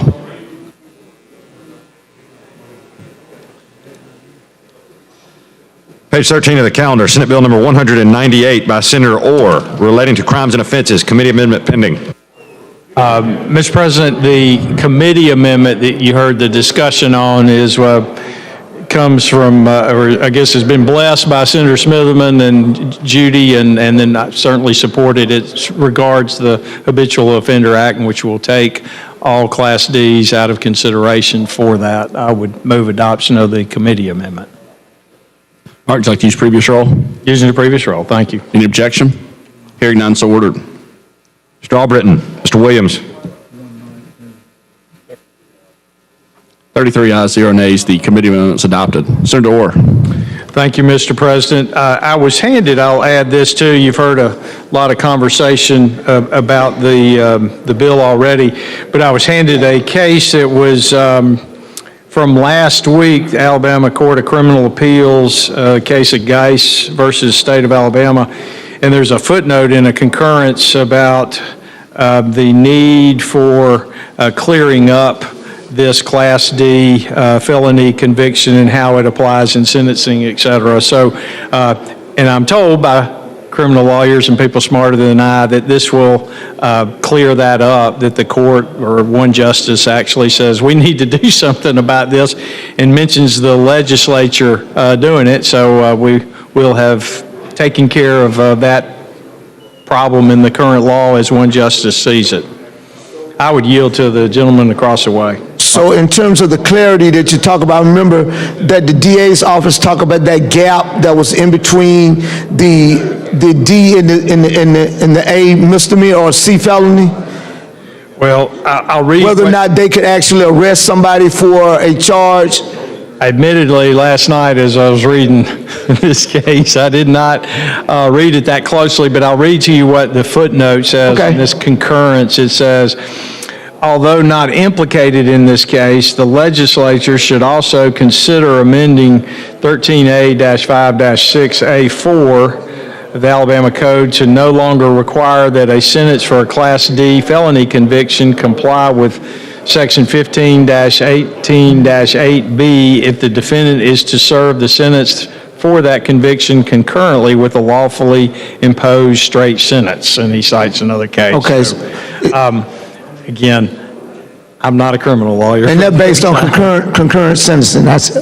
I think so. I mean, that would be my conclusion, but Okay. I'm not. I hear, that's fair, but what we're saying in this bill, they did clear that up so that we don't have to worry about that question from justices I'm anymore. told that if this bill passes and becomes law, that this question will be answered and that wrinkle will be addressed. Gotcha. And not be a wrinkle anymore.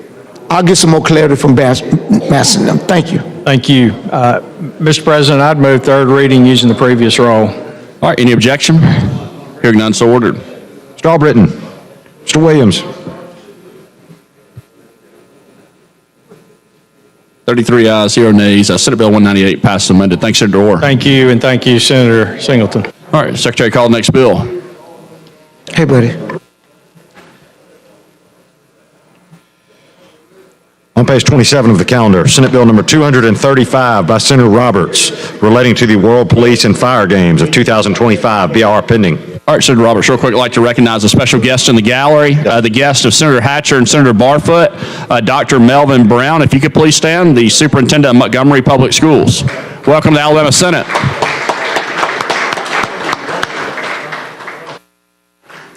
All right, Senator Roberts. Mr. President, this bill deals with licensure permitting for the Class A event, Senator Singleton. We're not talking Class D, we're talking about a Class A event, the World Police and Fire Games in Jefferson County in 2025. Some of you may have seen hats being worn. This will be where we have the world coming to Birmingham again for the World Fire and Police Games in 2025. And we look forward to hosting this, but with these delegations coming, you will have trainers, physicians, and others that provide care to the athletes from around the world. And we are allowing them to treat their delegation as they are in the state of Alabama for the time period that they here for the games. And that's the purpose of this bill, Mr. President. Mr. President. Senator Singleton. While I welcome this game to the state of Alabama, has nothing to do with Jefferson County. What I would say is that we just welcomed the World Games that we're still trying to pay for through the legislature. I will hope that if we are proud to bring these games to the state, that they could stand on their own financially and physically responsible by doing so in terms of their management. We're looking at right now, even after the World Game, that we got in some of these budgets, we're still trying to pay for the World Games that keep coming up without the knowledge of knowing what it was. I'm not saying anything against anybody in particular, but I just hope that the management of it be better than what we did at that game, because I want to welcome the world, and I was behind the World Games 120%. And willing for it to be, but when I look at how we continue to get more requests for funding to finish out something where we thought that big advertisements would be able to do, and I know we did it in the midst of the edge of a pandemic, okay? And that's why we should have been very considerate of whether or not we went on forward with it before we did that, so that we would have a clear game to make sure that the people enjoyed it. All I'm saying is I can support this, but I would just caution to say to whoever is going to manage this that they do a great manageable job and that the state does not have to hold the bucket, that it will be something profitable or it breaks even for the state of Alabama, and hopefully that the citizen of Jefferson County can be able to benefit to the best of the ability. Not just Jefferson County, but the state of Alabama will benefit from this. So we welcome this, but I just want to caution us at how we did the World Games, that we learn from that and be able to move forward with something a little bit better. Thank you very much. That's a great comment. One thing I would add to that is we were at the mercy of the International Olympic Committee on the timing of the World Games here. So they postponed a year. We had to then postpone a year, and we still caught some of the side effects of that. Think of those that hosted the Olympics the year before. My guess, that was a major fiscal note deficit for them doing that, but they decided to follow through anyway, so that meant automatically World Games would be in Birmingham when it was. So your points are well taken, sir, and we're doing everything that we can to make sure the management is top-notch. And everything that your colleague right beside you and I have seen is that they are doing thus. But we are simply dealing with the licensure here today, but your point is well made, sir. Thank you, sir. All right, thank you. Senator Smotherman. Mr. President, You're recognized. Thank you. I perfectly ditto what both gentlemen have said. And I think that you have stated it right, the problems that we face. But I want to say this to the body, is that unfortunately for us, we are located, and we maybe not be the only people in the state, but unfortunately for us, we are located in the valley, and the Appalachian Mountains are on both sides of us. And we have certain EPA restrictions that we cannot bring in industries that have a certain level of emissions, whatever it is. So this is our economic engines. These kind of events is where we survive and thrive and make it as a city, county, and a community. It's just the unique nature of our limitations cause us to have to focus more on these town events. That's why we built the protective stadium, because we had to have a venue to be able to have an economic engine, to be able to have the economic basis we have. And fortunate or not, we have a region of 1.4 million people. And it calls for a lot of services that we have to provide in our region and in our city and area. And so I just shared that with each and every person, that clean industries are our limitations that we have to have. And having said that, I want everybody to understand that we may be coming back even more with clean methods of having economic development, because that's all we can do. We can't put in a plant. We can't put in a manufacturing, because EPA won't let us do it. In fact, they had put us on limitations as it relates to automobile emissions alone coming in. And so I just want to share with everybody that that's where we live, and that's just the way what we have to deal with. But I do concur with both these gentlemen in saying that in any event that we have to do the utmost to manage it in a manner that although you're right that we came behind a pandemic and it has caused some difficulties that we've got to work through, but as we've done in the past and as we plan to do in the future, to be financial stewards of the process that we actually are able to do that. And in closing, let me say this, is that what we are trying to do as well now is that we are trying to not, number one, put a, lack of a better word, black eye on the city of Birmingham and Jefferson County, and we're trying not to put, and I'm not talking about this one, but I'm talking about the World Games, and on the state as a whole. So I thank everybody for what you have done and what you're doing and what you will do, but I want both senators to know that I myself duly take notice of what you have said, and as we move forward, that will be lodged in the front of my mind as we go forward. Thank you very much, Mr. President. Mr. President, I would agree with his comments, and they are duly noted, Senator Singleton. Thank you very much. And we are preparing well for this, but once again, many eyes of the world will be on Alabama again in 2025, and we look forward to hosting this event. And with that, Mr. President, I'll ask for final passage using previous role. I think we're on the BR, correct? BR. Yeah. Would you like to use previous role? Please. All right. Any objection? Hearing none, so ordered. Mr. Albritton. Mr. Williams. 33 ayes, 0 nays. The BR is adopted. Secretary, call the bill. On page 26 of the calendar, Senate Bill number 235 by Senator Roberts relating to the World Police and Fire Games. Mr. President. Senator Roberts. I'd like to move final passage using your previous role, please. All right. Any objection? Hearing none, so ordered. Mr. Albritton. Mr. Williams. All All right, 33 ayes, 0 nays. Senate Bill 235 passes. Thanks, Senator Roberts. All right, before I call the next bill, I want to recognize 3 different groups in the gallery. When I call your name, if you could please stand. The Center Elementary School students, the guest of Senator Jones, if y'all could stand. The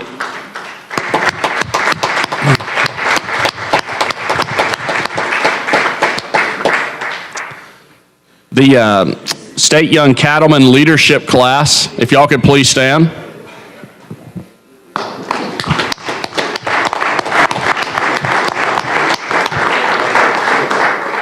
And finally, Kirk McGuire, the guest of Senator Reed, if you could please stand. Welcome to the Alabama Senate. Great to have all y'all today. All right, Secretary, call the next bill. On page 14 of the calendar, Senate Bill 206 by Senator Chambliss relating to crimes and offenses, BR pending. Senator Barfoot. Mr. President, point of personal privilege, please, sir. We handled a bill with major significance to the judiciary earlier today. I was away and wanted to address that bill, SB 39 by Senator Gavan. I know there was some conversation about that. I just want to give, again, maybe I'm the president of the Senator Gavan fan club, but Senator Gavan, that's right. Senator Gavan, Senator Smitherman, Senator Albritton, Senator Chambliss, myself, there were many folks that worked on that, Senator Hovey, that made that happen, and that's been a sticking point with this body, I think, over the past several years, but I think it certainly addresses the needs that were out there. It bolsters our judiciary system, which is a co-equal branch of government. And I just want to say thank you to the members for voting on that and the leadership for making sure that that happened. Thank you. Thanks, Senator Barfoot. All right, Senator Chambliss, we are on the BIR for Senate Bill 206. Mr. President, I move the BIR using the previous roll. All right, any objection? All right, hearing none, so ordered. Mr. Albritton. Mr. Williams. 33 ayes, 0 nays. The BIR is adopted. Secretary, call the bill. On page 14 of the calendar, Senate Bill 206 by Senator Chambliss relating to crimes and offenses. Mr. President, members, this bill is a bill that we have worked through before, but we still had some work to do to it, worked through it in previous sessions. Current code does not have a section dealing specifically with shoplifting. Those crimes are prosecuted under the theft statute, and it doesn't exactly fit. So this bill would create a section dealing specifically with shoplifting. And with that, I've had a lot of conversations with my colleagues across the way and have amendments. I think they have amendments that are friendly amendments that will make this bill better. Yes, sir. Mr. President, if I may, You recognize? I'd like to offer an amendment. All right, Secretary Reed, receive the amendment. Amendment to Senate Bill 206 by Senator Singleton. Remove lines 95 through 99 on page 4. Replace lines 131 through 138 on page 5 with the following. From the premises of a retail establishment. Collaborates with an employees of the retail.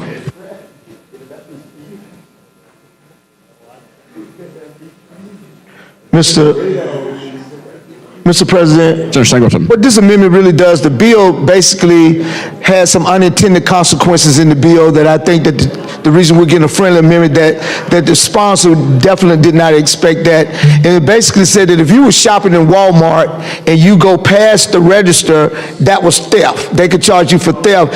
And you know, even at Walmart, they even have the eyeglasses past the register. They may even have other items that they want you to come and shop. But if you roll that buggy past that, you could be arrested for theft for property. And so that was an unintended consequence because you're still in the store, you still could be able to shop. So what this amendment would all clean that up. And also there is it deals with when buggies are moved from the premises. So a lot of times you have people in low-income families that live around grocery stores. Sometimes they don't have rides. They may take a buggy because they walk home with their groceries with the buggy, even though they're going to return it right back to the lot again, they would do that. So what this does is give them notice that, you know, that is not a theft of property if it's used for those purposes. So that's what this amendment does. And it's a friendly amendment, so Senator, you move or I'll move, whichever you want to do. Yes, I would like to move for the adoption of the amendment, use of previous roll without objection. All right, any objection? Hearing none, so ordered. Mr. Albritton, Mr. Williams.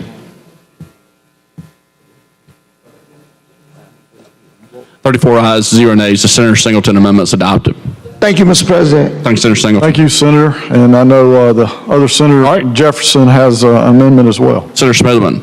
No, I don't have an amendment. I just had to like to be recognized. You're recognized. You saw that we were our chairman and I were talking about intent and whatnot, and I wanted to say, you saw that example right there. Yes, sir.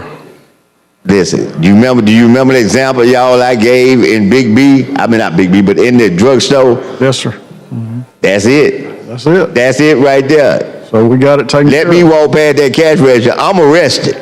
That's all I'm gonna say. I'm arrested. Whether you get arrested, I'm arrested. You might be trying to get a bag of ice. So it's just a way because I ain't gonna be given the benefit of the doubt.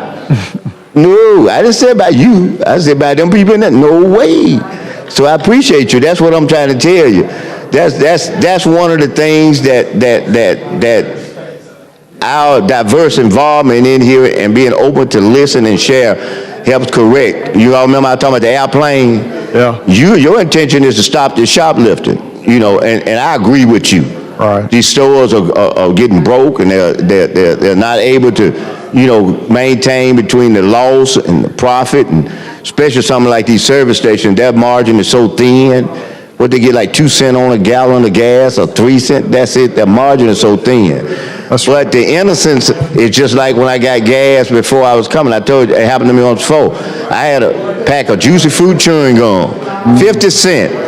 I done paid for all this gas and got me a soda and everything else, and then here it is, I'm getting ready to go out the place and forgot I had this 50-cent juicy fruit in my hand. So when I got to the door, I stopped. And I said, oh yeah, let me go pay for this, and I turned back around to pay for it.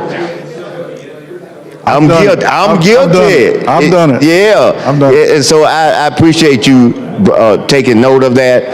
And you have done, really, what, the last couple of years you've been working on this kind of stuff. So I appreciate the effort that you have and the willingness to, you know, see that those unconsequential incidents that may happen actually would happen, and we built in safeguards and procedures that would help eliminate from happening. So thank you very much, because it takes a lot. I'm gonna say this here. And I won't call no name, but y'all gonna know. When I came in here to the legislature in '94, we had a governor. And when we would have these issues and the governor may think about signing it or coming over, actually he would have meetings with several senators. And it was fortunate enough that he would invite me over. I was a freshman, but he would invite me over because we had met each other and had conversations. Yeah. And this is what he would ask me sometimes. I'm sitting there right by him, and usually when we had you know how it is over there, the big table they got in there, he would always have a chair on the left or the right set for me, right by him. And this is sometimes what he would do. He would lean over and he would say, these not exact words, but this is what he would say in fact. He would say that, look, he said, I'm just going to say my version of the way I say it. Sure. He's going to say, look, I ain't never been black. He said, I can't really understand some of this and why is it happening. Explain this to me. Why is this a problem or whatever like that? And we would have our sidebar conversation while all the senators are talking about this, and I would be explaining to him. So he would understand. And then at that point, he would make a decision because he would know the impact it was going to have on everybody in the room, not just one group of people. And so I admire you for being open enough to being understanding and accepting enough to hear what we're saying, because once you hear it, you know how to correct it. Yeah. You know, I mean, a lot of times people just don't hear to understand it, but you were willing enough to sit down and do that. And in the end, I'm going to say, that's what we do. We the whips. That's what we do. Try to do that. So you did a good job. Thank you. Well, thank you. I appreciate you, Senator. Okay. With that, Mr. President, I move final passage using the previous roll. All right, any objection? Hearing none, so ordered. Mr. Albritton. Mr. Williams. 34 ayes, 0 nays. Senate Bill 206 passes amended. Thanks, Senator Chambliss. Thank you, Mr. President. Secretary called next bill.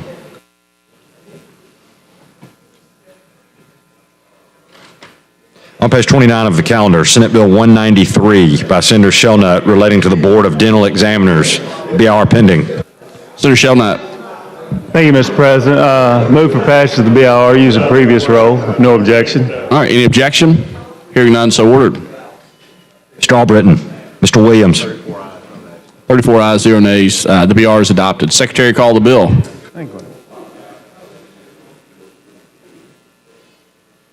On page 29 of the calendar, Senate Bill 193 by Senator Shelnut relating to the Board of Dental Examiners. Committee substitute pending. Senator Shelnut. We'll go ahead and adopt the committee substitute using previous roll if no objection. Okay, any objection? Hearing none, so ordered. Mr. Albritton. Mr. Williams. 34 ayes, 0 nays. The committee substitute's adopted. All right, Senator Shelnut. All right, SB 193 is a cleanup bill between the Board of Dental Examiners and Dental Association and Hygienists. It just cleans up some language. It gives them the authority to do some inspections.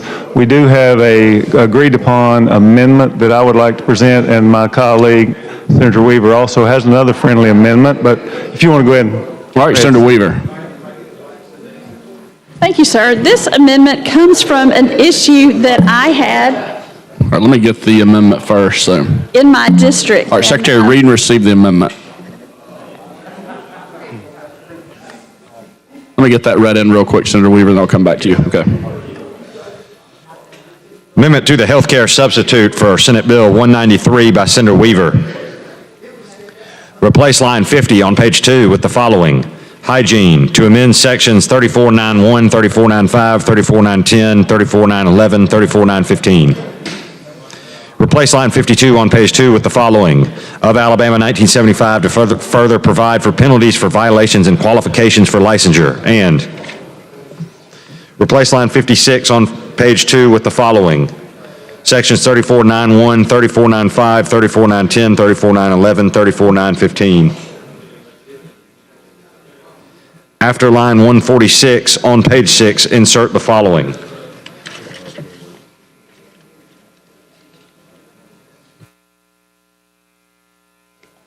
All right, Senator Weaver.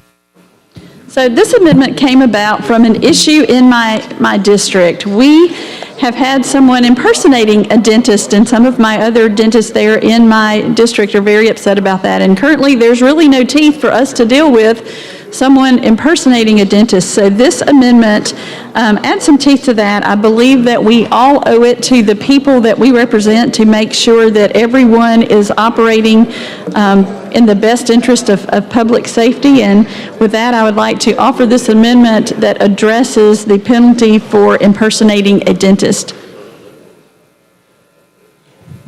All right, This is a friendly amendment. I move for adoption of the amendment using previous roll, if no objection. All right, any objection? Hearing none, so ordered. Thank you. Mr. Albritton. Mr. Williams. 34 ayes, 0 nays. The Senator Weaver amendment's adopted. Thanks, Senator Weaver. All right, Senator Shelnut. All right, Mr. President, I have one other amendment. It says the team of examiners shall consist of at least one licensed dentist who holds a general anesthesia permit and at least 2 other persons as prescribed by the board pursuant to its rules. All right, Secretary, read and receive the amendment. Amendment to the substitute for Senate Bill 193 by Senator Shelnut. Replace lines 671 through 672 on page 24 with the following.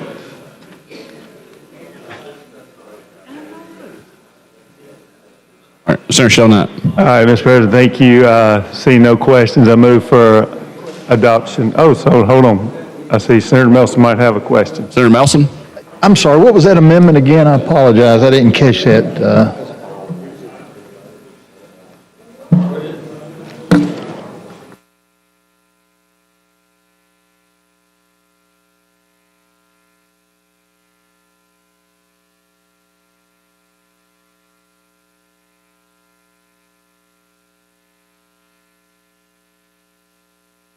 Mr. Chairman, thank you very much. Mr. President, I'm okay with that amendment. I appreciate it.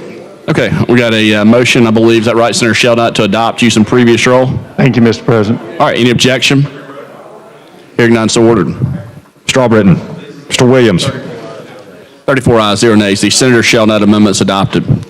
All right, Senator Shelnut. Move for final passage of SB 193 using previous rule if no objection. All right, any objection? Hearing none, so ordered. Mr. Albritton. Mr. Williams. 34 ayes, 0 nays. Senate Bill 193 passes amended. Thanks, Senator Shelnut. Secretary, call the next bill on the calendar. On page 7 of the calendar, Senate Bill 184 by Senator Albritton relating to the Department of Corrections. BIR pending. Mr. President, move for passage of the BIR using previous rule without objection. All right, any objection? Hearing none, so ordered. Mr. Albritton. Mr. Williams. 34 ayes, 0 nays. The BR is adopted. Secretary, call the bill. On page 7 of the calendar, Senate Bill 184 by Senator Albritton relating to the Department of Corrections. Mr. President. Senator Albritton. Let me give a brief explanation. I think we may have a question or so here, but this bill codifies that which is also codified in other agencies, ALEA and other, which is it codifies and allows the Department of Corrections to expend funds for recruiting materials, training law enforcement officers and staff, educating the public and promoting the agency's mission.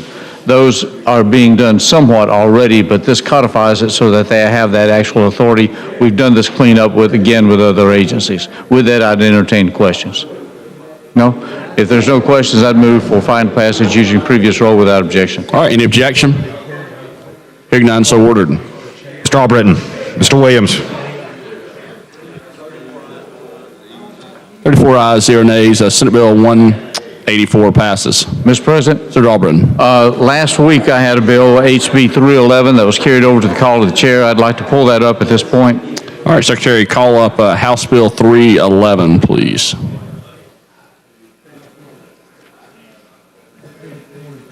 On page 20 of the calendar, House Bill number 311 by Representative Baker relating to solid waste. Mr. President. Senator Albritton. Last week we had this issue in the bill that we questioned, and we have an agreed upon amendment that further clarifies what's new and what's a modification. And at this point, I'd offer the amendment. All right, Secretary, read and receive the amendment, please.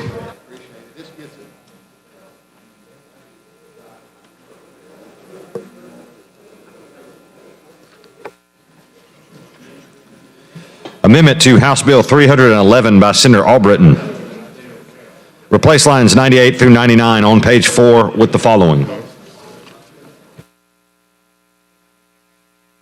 Mr. President. Senator Albritton. I'd move for passage of the amendment using previous rule without objection. Any objection? Senator Figures, you want to talk on this amendment? Or? Oh, no, sir, I'm waiting for the next bill. Okay, all right. On the SOC. All right, hearing none, so ordered. Mr. Albritton. Mr. Williams. 34 ayes, 0 nays. The Senator Albritton amendment is adopted. All right, Senator Mr. Albritton. President, I'd move for final passage using previous rule without objection. Okay, any objection? All right, hearing none, so ordered. Mr. Albritton. Mr. Williams. All right, 34 ayes, 0 nays. House Bill 311 passes amended. Thanks, Senator Albritton. Mr. President, thank you. All right, Secretary, call the next bill on the calendar. On page 30 of the calendar, House Bill 45 by Representative Gray relating to public K-12 schools. BIR pending. Mr. President. Senator Figures. Representative Gray asked me to handle this bill for him. I think we're all pretty familiar with it. It deals with public K-12 schools about setting up a sudden cardiac arrest prevention act, whereas the state boards of education are asked to adopt guidelines about certain sudden cardiac arrest. Certain training regarding sudden cardiac arrest required, student removal from athletic activity if exhibiting certain symptoms would be required. As you know, this is to help protect our athletes with all that has been going on and the astronomical number of athletes that are being found to have this condition but may find out too late. So with that, that, Mr. President, if there aren't any questions, I move for the adoption of the budget isolation resolution with the previous roll without objection. All right, any objection? Hearing none, so ordered. Mr. Albritton. Mr. Williams. 34 ayes, 0 nays, the BR is adopted. Secretary, call the bill. On page 29 of the calendar, House Bill number 45 by Representative Gray relating to public K-12 sports. Senator Figurs. Mr. President and members of the Senate, I move for final passage of HB 45, reading at length to be dispensed with, without objection, using previous roll. All right, any objection? Hearing none, so ordered. Mr. Albritton. Mr. Williams. 34 ayes, 0 nays. House Bill 45 passes. Thank you, Senator Figurs. Thank you, Mr. President, and thank you, members of the Senate. All right, Secretary, call the next bill. Mr. President, point of personal privilege. You're recognized. I just want to applaud Senator Figurs and Representative Gray. 60 Minutes did something probably in the last month on this, where they had stories from across the country where athletes were saved, and then some very sad stories where they were not because either not charged or couldn't get it in time. And this is a great bill to pass for our high school athletes and others. Thank you, sir. Thanks, Senator Roberts. Couldn't agree more. Secretary, call the next bill on the calendar. On page 13 of the calendar, Senate Bill 158 by Senator Elliott relating to firearms. BR pending. Senator Elliott. Morning, Mr. President. Move the BR using previous roll without objection. Senator Elliott, it's 11:58. No more good morning. Yes, sir. All right. Any objection? Hearing none, so ordered. Mr. Albritton. Mr. Williams. 34 ayes, 0 nays. The BR is adopted. Secretary, call the bill. On page 13 of the calendar, Senate Bill number 158 by Senator Elliott relating to firearms. Morning, Mr. President. The title of this is a little bit misleading. It doesn't relate to firearms. It really just relates to ensuring that folks that have been involuntarily committed are put in the prohibited persons database. So that's what it does. It makes sure our law enforcement officers know that somebody's been involuntarily committed when they approach the vehicle. I'll yield to my colleague if he has any questions. All right, Senator Melson. Mr. President, I just had one quick question. All right. Does this have anything to do with the Alabama High School Athletic Association? No, sir, but I'm accepting amendments if you'd like to. I'll pass. Thank you, sir. Thank you, Senator Melson. All right, Senator Elliott. Thank you, Mr. President. If I hear no other comments from my colleagues, I move third reading and final passage. All right. You let you use previous roll? We're using previous roll. Thank All right, you. any objection? Hearing none, so ordered. Mr. Albritton. Mr. Williams. 34 ayes, 0 nays. Senate Bill 158 passes. Thank you, Senator Elliott. Thank you, Mr. President. Have a good afternoon. Same to you. Secretary, call the next bill. On page 23 of the calendar, House Bill number 13 by Representative England relating to municipal corporations. BR pending. Mr. Chairman. Senator Smoothman. I would like to pass it to the BIR asking now the consent to use the previous roll. All right, any objection? Hearing none, so ordered. Mr. Albritton. Mr. Williams. 34 ayes, no nays. 34 ayes, 0 nays. The BR is adopted. Secretary, call the bill. On page 23 of the calendar, House Bill number 13 by Representative England relating to municipalities.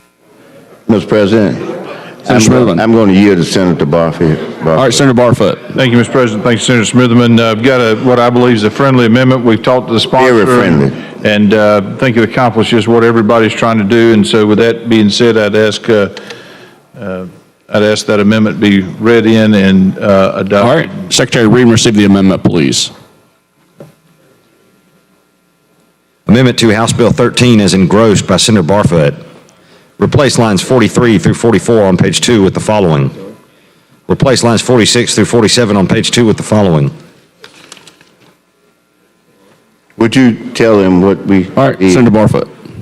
Thank you, Mr. President. Senator Smithman, this is an amendment that gives some local control over summons in lieu of arrest. There was an amendment that happened, I think, a couple of years ago, had some unintended consequences.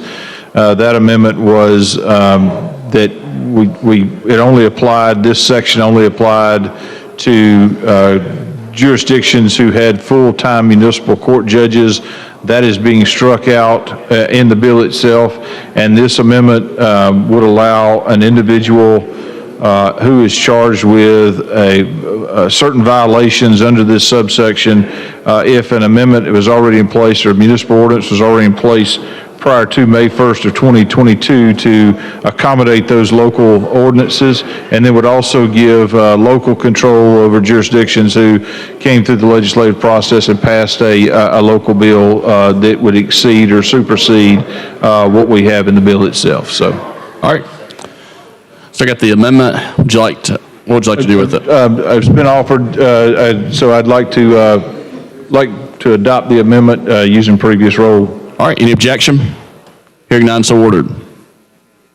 Mr. Albritton. Mr. Williams. 34 ayes, 0 nays. The Senator Barfoot amendment's adopted.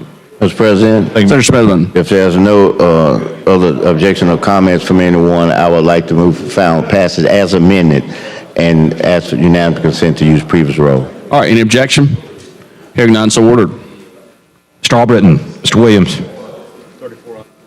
34 ayes, 0 nays. House Bill 13 passes. Thanks, Senator Smithman. Yes, sir. Secretary, call the next bill. On page 21 of the calendar, Senate Bill 258 by Senator Jones relating to water utilities. BR pending. Mr. President, move adoption of the BR using previous roll without objection. All right, any objection? Hearing none, so ordered. Mr. Albritton. Mr. Williams.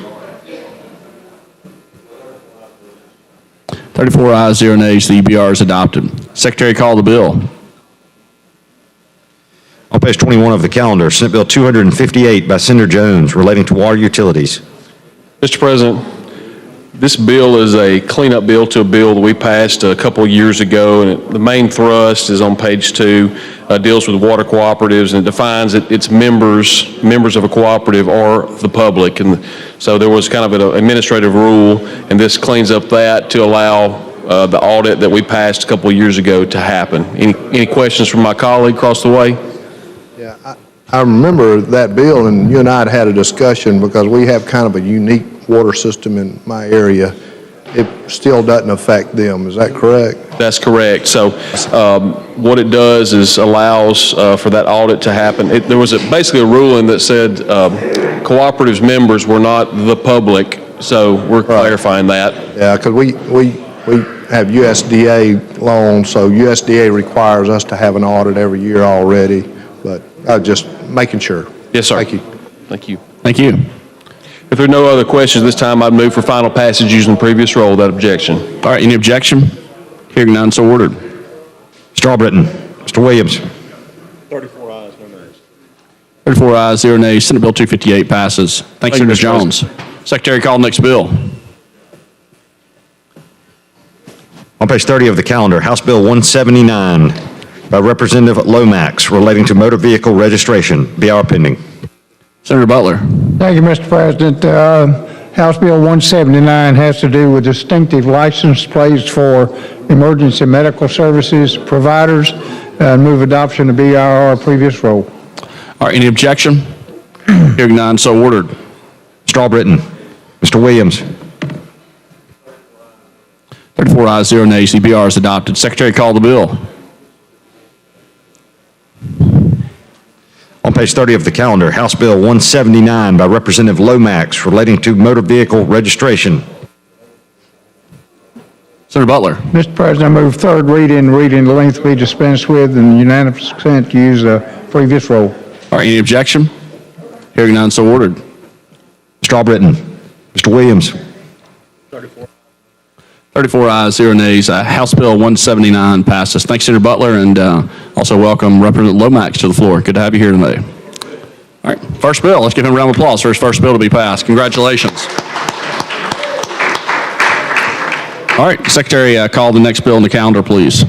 On page 25 of the calendar, House Bill 256 by Representative Marks relating to labor and employment. BR pending.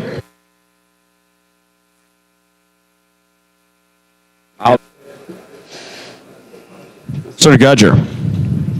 Mr. President, we've already passed this companion bill. That was mine, SB 183, I think it is, so I'd just like to carry this over.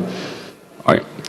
All those in favor say aye. Any opposed? HB 256 is carried over. Thank you, sir. Thanks, Senator Gutcher. Secretary, call next bill on the calendar. On page 28 of the calendar, House Bill 314 by Representative Rigsby relating to pharmacists. BR pending. Senator Beasley. Thank you, Mr. President.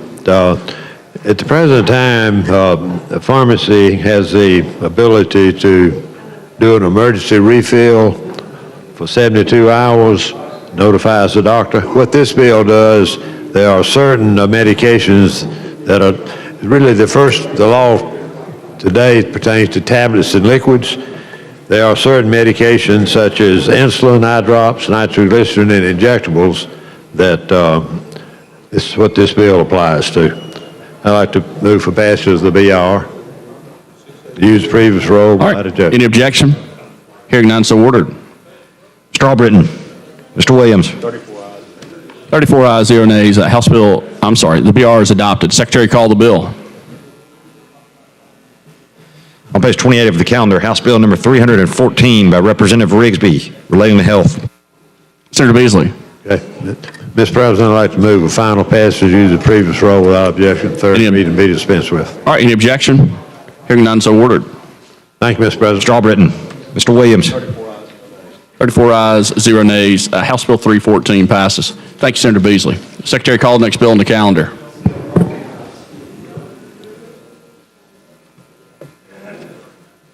On page 34 of the calendar, Senate Bill 285 by Senator Jones relating to wine festivals. BR pending. Mr. President, move adoption of the BR using previous role without objection. All right, any objection? Hearing none, so ordered. Strawbridden. Mr. Williams. 34 ayes, 0 nays. The BR is adopted. Secretary, call the bill.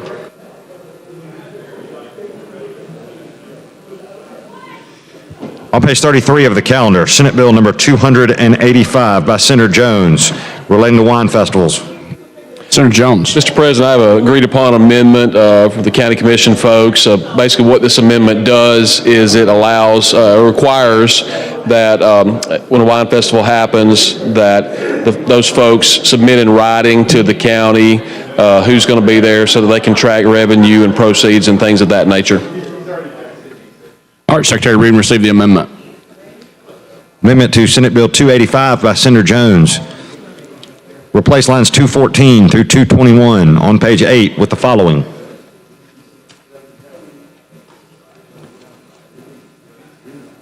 All right, Senator Jones.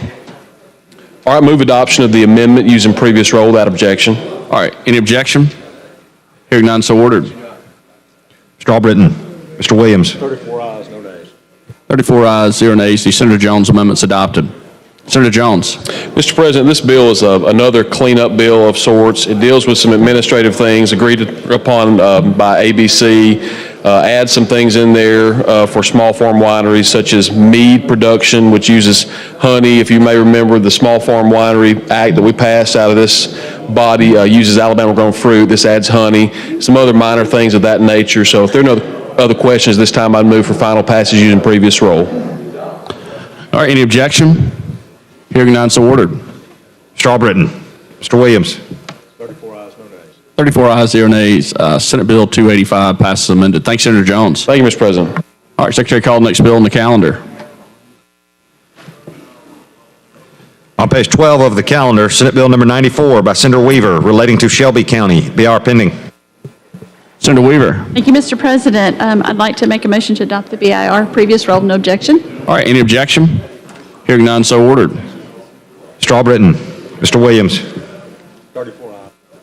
34 ayes, 0 nays. The BR is adopted. Secretary, call the bill. On page 12 of the calendar, Senate Bill number 94 by Senator Weaver relating to Shelby County. Senator Weaver. So Senate Bill 94 has my name on it, but it's very important to our Shelby County delegation. Senator Wagner, Senator Roberts, Senator Bell. We are doing this because the juvenile probation officers are currently county employees, and they can't be managed by county staff, but only a state judge. So we're moving to make them state employees, and with that, I'll answer any questions. And if no questions, I'd like to move final passage. Previous role, no objection. All right. All right. Any objection to using previous role? Okay. Hearing none, so ordered. Mr. Albritton. Mr. Williams. 33 ayes, 0 nays, 1 abstention. Senate Bill 94 passes. Thank you, Senator Weaver. Secretary, call the next bill in the calendar.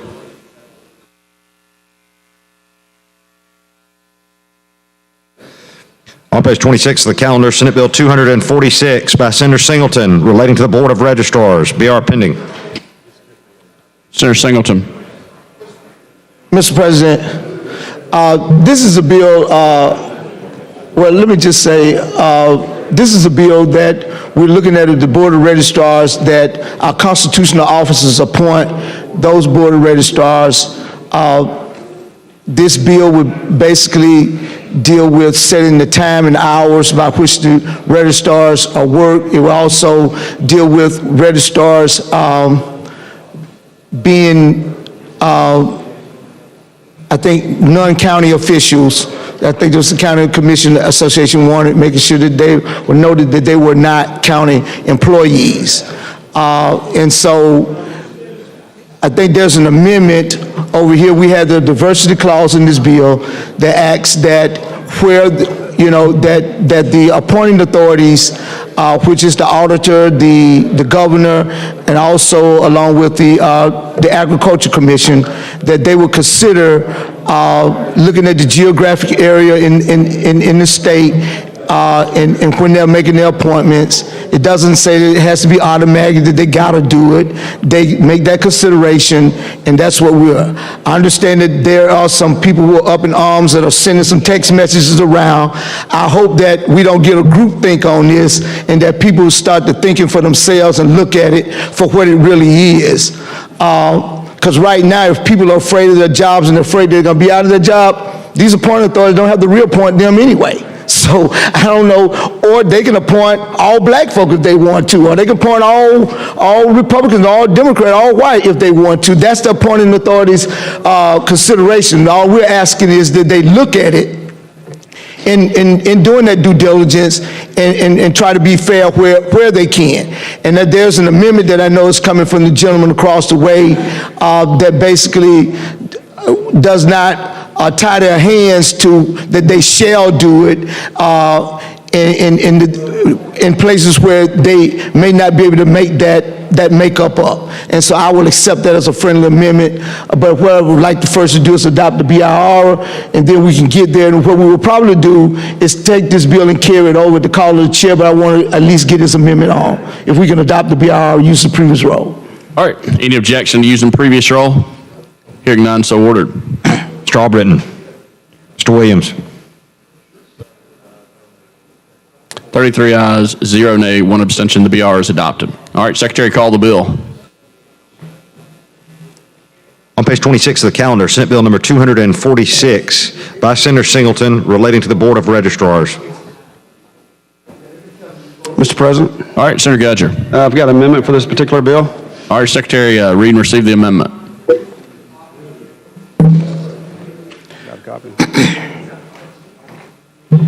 Amendment to Senate Bill 246 by Senator Gudger. Replace line 47 on page 2 with the following: shall assure to the best of its ability that membership of the Board of Registrars are. Mr. President, we accept that as a friendly amendment. All right. As for final passage of the amendment, please, sir. Using previous role without objection. All right, any objection? Hearing none, so ordered. Mr. Albritton. Mr. Williams. 33 ayes, 0 nays, 1 abstention. The Senator Gudger amendment is adopted. Thank you, Mr. President. May I yield for a minute and get the mic? Having said that, I just want to say thank you for working back and forth with us. You know there was some different issues that we had in different counties as we went forward with this, but we've been working back and forth.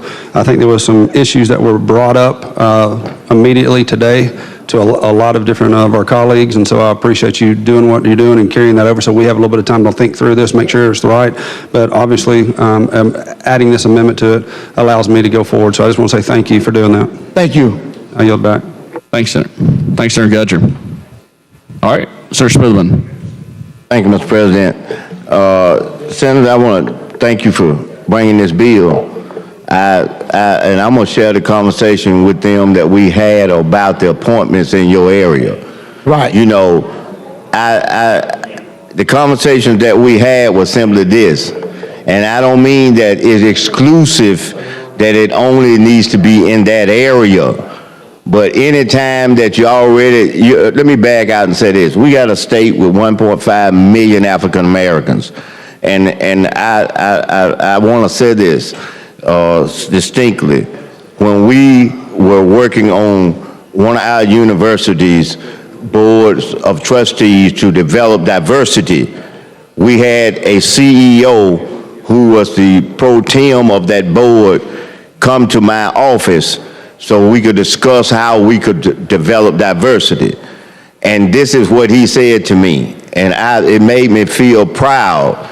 He walked in my office after me being told by 2 sets of people walking down this hall for 2 years that we can't find nobody that's black to be on the board, which was ludicrous when you got 1.5 million black folks that live in this state, million, and you're gonna say you can't find nobody?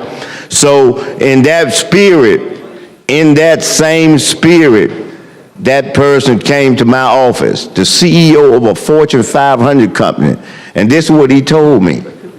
He said that he came in unannounced, and he said that I'm not going to insult, tell me, and it made me feel good, your intelligence, he's talking about mine, by telling you that we can't find nobody out of 1.5 million people. I said, we ready to solve the problem. We both smiled, and we solved it. It's solved today. It's diversity on there all the way. So I'm saying in this regard, we must have diversity. We must have some diversity. And you in the black belt went through a stench that you had little or no black people who were working as registrars in the black belt. Okay, I'm not saying it should be limited to the black belt. Vice versa, I'm not saying you shouldn't have diversity in the black belt. But you should have diversity in the black belt, the north belt, the east belt, and the west belt. Because voters there they're just as diverse as they are anywhere else. And yes, just like you people make these appointments, and you got people in there because the people who prior to them were diverse were removed, then it's time to put some diverse people somewhere.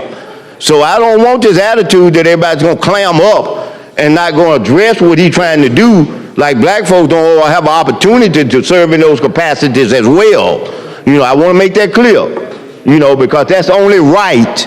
We pay taxes, you know, we work, we do public service, we do volunteer service, you know, we support our communities, we go to the PTAs, we support our schools, we volunteer, you know, so we do everything that any other citizen does. And we should deserve the opportunity to participate in our state's process of registrars, the electoral process, and any other process. So yes, I want to just say that clearly here. I hope we don't get to clamming all up, protectionism that we're going to keep folks out. Gatekeepers keep folks out so we can keep folks in. You know, I wanted to say that part. So I wanted to say that, and I actually hope that when we pick this back up, that we have the willingness and the heart and the mind to make sure that what we move forward makes it clear that we need and should have diversity in that area. Thank you very much for allowing me the time. Thank you, Mr. President. Thanks, Senator Smotherman. Yes, Mr. President. You know, voting is a fundamental right that we have in this country, and it's a part of our democracy. It's a sacred part of our democracy, and it's that part of our democracy that allows us to sit where we are today. In this state, we have not had a lot of voter fraud. I know people talking about vote ballot harvesting and all of that. We just can't pick up what's going on nationally and try to bring it into our state, where we sit and we brag a lot of times about how well we get along. And then we want to adopt all of these crazy policies that other folks want to push on us, but we really don't have the problem. If we were having the problem, then we need to adopt the laws. But let's not get into a groupthink and allow people to force you like they're going to run you out of office. Y'all are powerful enough to get reelected again, gentlemen and ladies. You know, so let's look at what we're doing in this state to be fair. We talk about how great the Senate work in a bipartisan manner all the time, how we get along and we ain't Washington and we do all this good stuff together. But then time you get a text message, you get scared. Something wrong with that. There's something wrong with that with me. So I've been told that y'all been getting some text messages. You're probably ready to vote my bill down. I got the copy of the text from a gentleman over here already. And so I just wanted to be able to carry this over to call the chair, Mr. Chairman, so that I could be able to talk to you all and be able to ask you about whatever it is, that whatever your fears are about this. And so, because what it does not do is does not guarantee or make them have to appoint anybody that they don't want to appoint. They don't have to do any of it. What his amendment did does not say that they shall appoint minorities or women or anybody else. They can still appoint all the folks that they want to appoint and nothing. All we ask that they look at the geographic area and where they can do it, that they will consider it. And you got some of them who will consider it. I've been given appointments by people who will tell me, say, hey, I needed to finish a board appointment over on this board. Can you give me a name? Because they wanted to see some diversity. Yes, I can give you a name, and that was appointed to the Board of Registrars. Because when people come to the Board of Registrars, they want to see people they can identify with also. And so that identity in terms of the process allows us to have a free and fair process when people can go there and people know people when they walk in the door. I may not be familiar with people that are out of your community who I know that are working and registered to vote and things of that nature, know how they vote or when they're voting and how often they're voting. And people at the Board of Registrars usually know those folks. And so it's a job for people to work in the community, but yet and still, we got to make sure that we are very inclusive in this state, and let's not be trying to follow other states when we don't have the problem in our own state. I will yield to the lady for any comment that she may have before I ask for the permission to carry it over. All right, Senator Figures. Thank you, Mr. President. Senator Singleton, I understand that the reason this bill is now going to be carried over and not voted on is because of many members of the majority party in this chamber got text messages about this bill. Is that correct? That's my understanding. You know, that reminds me of a session prior to this one. I don't know if it was the last session or 2 sessions ago. And Senator Smitherman had a bill before this body. Everything had been worked out. And all of a sudden, all these text messages started flowing to our colleagues in the majority party, and all hell broke loose. Ended up, it was a total lie. A total lie. So I got with the President Pro Tem, Senator Reid, and we straightened it out. And we brought that bill back and passed it.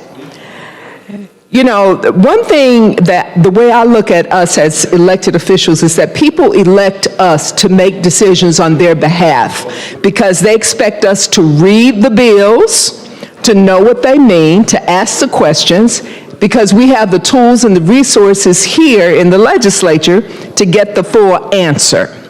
So I just like my colleagues to just read the bills for yourself. Look at it for yourself. Make the decisions for yourself. Because, you know, as an African-American woman, I had said in committee the other day that they have no idea what we go through in this skin. And you really don't. And I want to ask you, please put yourself in somebody else's shoes and say, how would I feel if that were done to me? And I say that very respectfully and graciously to you guys, because if we don't have empathy for each other, which that's what the word wants us to do as well. So if we don't put ourselves in the other person's shoes, we can't experience everybody's experience. We can't go through that. We can't walk on their journey. But it seems to me every time something comes up with voting, you guys get frantic as if somebody's trying to pull something over your eyes, sneak something in, do something illegally, and it's not. That's a fundamental right to be an American in this United States of America. That's why we want to be in America, because we're free to choose our own people. So don't put the whole race of African Americans in one basket, even if something happened with one or two. But I think we're still asking, where has it been proven that that has even happened yet? Where has somebody been convicted of that yet? So all we ask for is fairness. You surely wouldn't want to just see all black people somewhere and you didn't see your face. Our children need to see people who look like them so they can aspire to be whatever they want to be. They don't need to grow up thinking that only white people can do this or only white people can do that, or we are to stay here. They need to have and feel that freedom to do so, and also the belief in themselves that they can do whatever they want to do and aspire to be whatever they want to be. So I'm just, again, I am respectfully and graciously asking each of you, read these bills yourself. When you start getting these text messages, there are organizations out there, there are people out there who want to divide and conquer. Yes, we do get along in the Senate. We get along until a certain point. And it's like you don't even really open up your mind, your heart, to at least just take it in and say, what if I was in this position? It's the same thing we're having in Mobile County. We have all white judges in the district and circuit court. And how would you feel if you were somewhere and the other race was all there and you didn't have any representation whatsoever? I just want you to think about that. And I pray to God that you take my comments very seriously, because they are from my heart. But we could do so much better in Alabama, so much better. But it's up to us as the leaders, as elected officials in this state, to do so and to show it, and not listen to these groups and these people who want to divide and conquer us and cause the divide among us. So just like that, I just wanted to bring to the floor, Senator Singleton, that this happened before with another bill that ended up being a complete lie, and then it came back and it passed. Thank you, Mr. President. Thanks, Senator Figures. Before we go to the next speaker, we want to recognize some special guests that are at the State House today, the Hale County Public Schools and Superintendent Rimes, the guest of Senator Singleton. I know, I think some of them might be here, some might be on the third floor because they couldn't get up in the gallery, but hey, just wanted to give you all a special welcome. Welcome to the State House. So, Thank you, Mr. President, for that. I know y'all looking for him in the gallery. There was too many up there on the third floor. They're listening to us. So I just want him to do something that was totally unorthodox today, okay? I know it's different. all right. Senator Stewart. Mr. President, may I be recognized? You're recognized.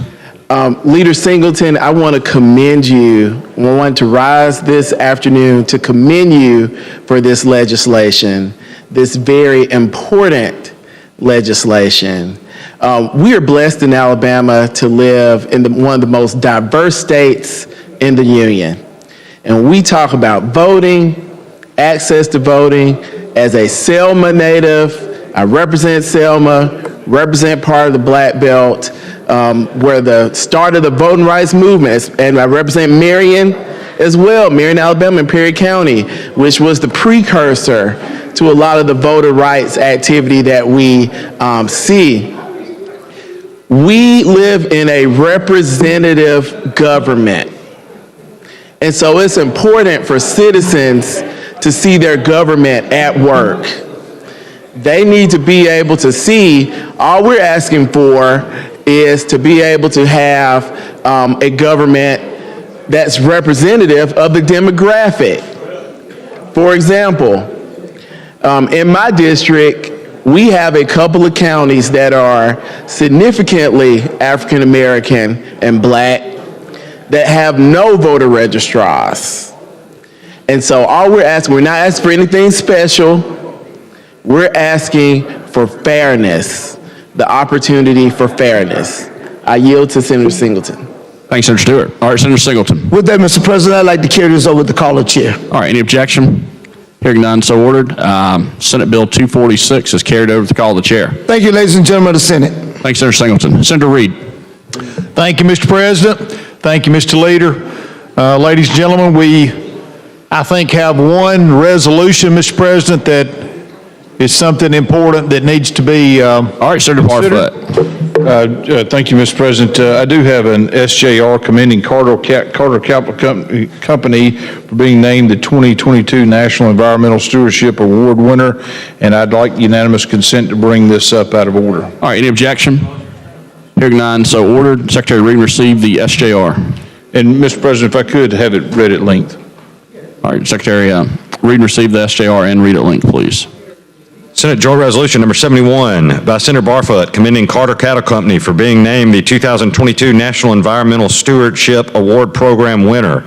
Whereas the United States beef industry is dedicated to sustainable beef production as a result of scientific advancements in beef cattle genetics, nutrition, production practices, and biotechnologies. The United States is a global leader in beef production efficiency, reducing carbon emissions per pound of beef produced by more than 40% since 1961, while producing 18% of the world's beef with only 6% of the world's cattle. And whereas in its 31st year, the National Cattlemen's Beef Association Environmental Stewardship Award Program has annually recognized the outstanding stewardship practices and conservation achievements of the United States cattle producers from across the nation. And whereas the state of Alabama's $2.5 billion beef cattle industry shares the same commitment to sound land management, animal husbandry, and the implementation of sustainable farming practices with the goal of passing along these resources to the next generation.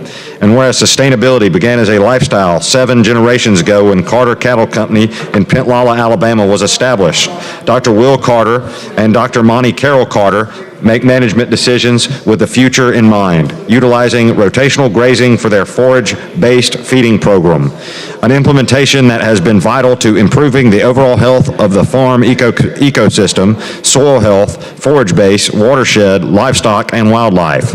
And whereas through conservation incentives offered under the Watershed Project and Environmental Quality Incentives Program, the Carters installed 2,000 feet of water lines to 2 new water troughs, protected 1,250 square feet of heavy use areas, and built 1,300 feet of fence to exclude cattle from Pentlala Creek.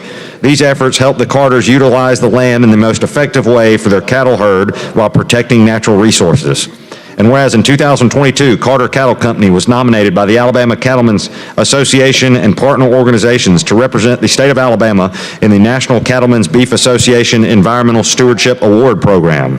And whereas in February 2023, Carter Cattle Company was named the Southeast Regional winner, representing the states of Florida, Georgia, South Carolina, North Carolina, Tennessee, Alabama, Mississippi, and Louisiana in the nationwide contest. And whereas on April 25th, 2023, Carter Cattle Company was named the 2022 National Environmental Stewardship Award Program winner during the National Cattlemen's Beef Association Legislative Conference in Washington, D.C. Now therefore be it resolved by the legislature of Alabama, both houses thereof concurring, that Carter Cattle Company is highly commended for being named the 2022 National Environmental Stewardship Award winner, and we hereby dedicate this resolution to the company with utmost admiration and regard. Mr. President, thank you so much. I want the members to hear me on this. I don't want to be too lackadaisical about this, but I want you to understand that this is a cattle company in Montgomery County, Alabama, who won a national award. That is so improbable, and it goes to the heart of what the cattle industry is, and the dedication that these folks, the Carter family, has meant to Montgomery County and the cattle industry as a whole. So with that, Mr. President, I'd ask for all members be signed as co-sponsors and immediate consideration. All right, any objection? Hearing none, so ordered. All those in favor say aye. Any opposed? Resolution is adopted. Thanks, Senator Barfoot. Thank you, sir. All right, Senator Reed.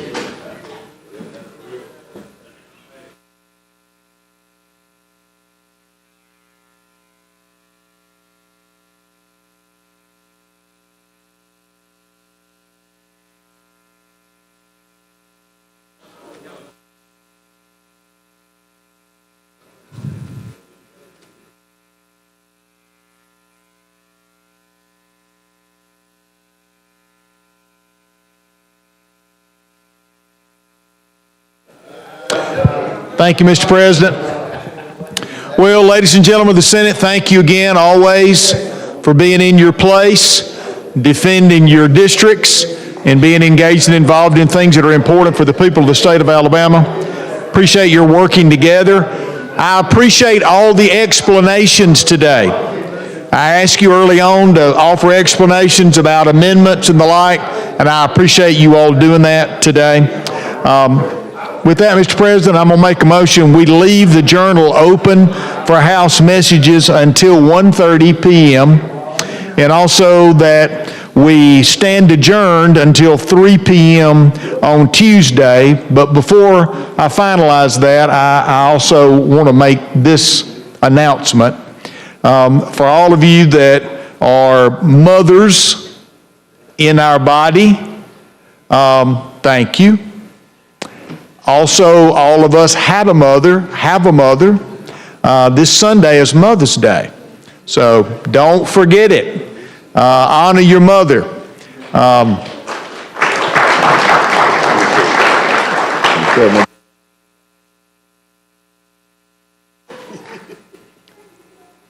And the wise senator from Jefferson has just reminded me that our wives are mothers as well. We need to make sure we honor them appropriately. So glad I did not leave that out. But anyway, just want to mention that to you. I hope everybody has a great weekend, and the mothers and the wives are all honored this weekend. So with that, I renew my motion, Mr. President. All right, you heard the motion. All those in favor say aye. Aye. Any opposed? We stand adjourned. Thank you, sir.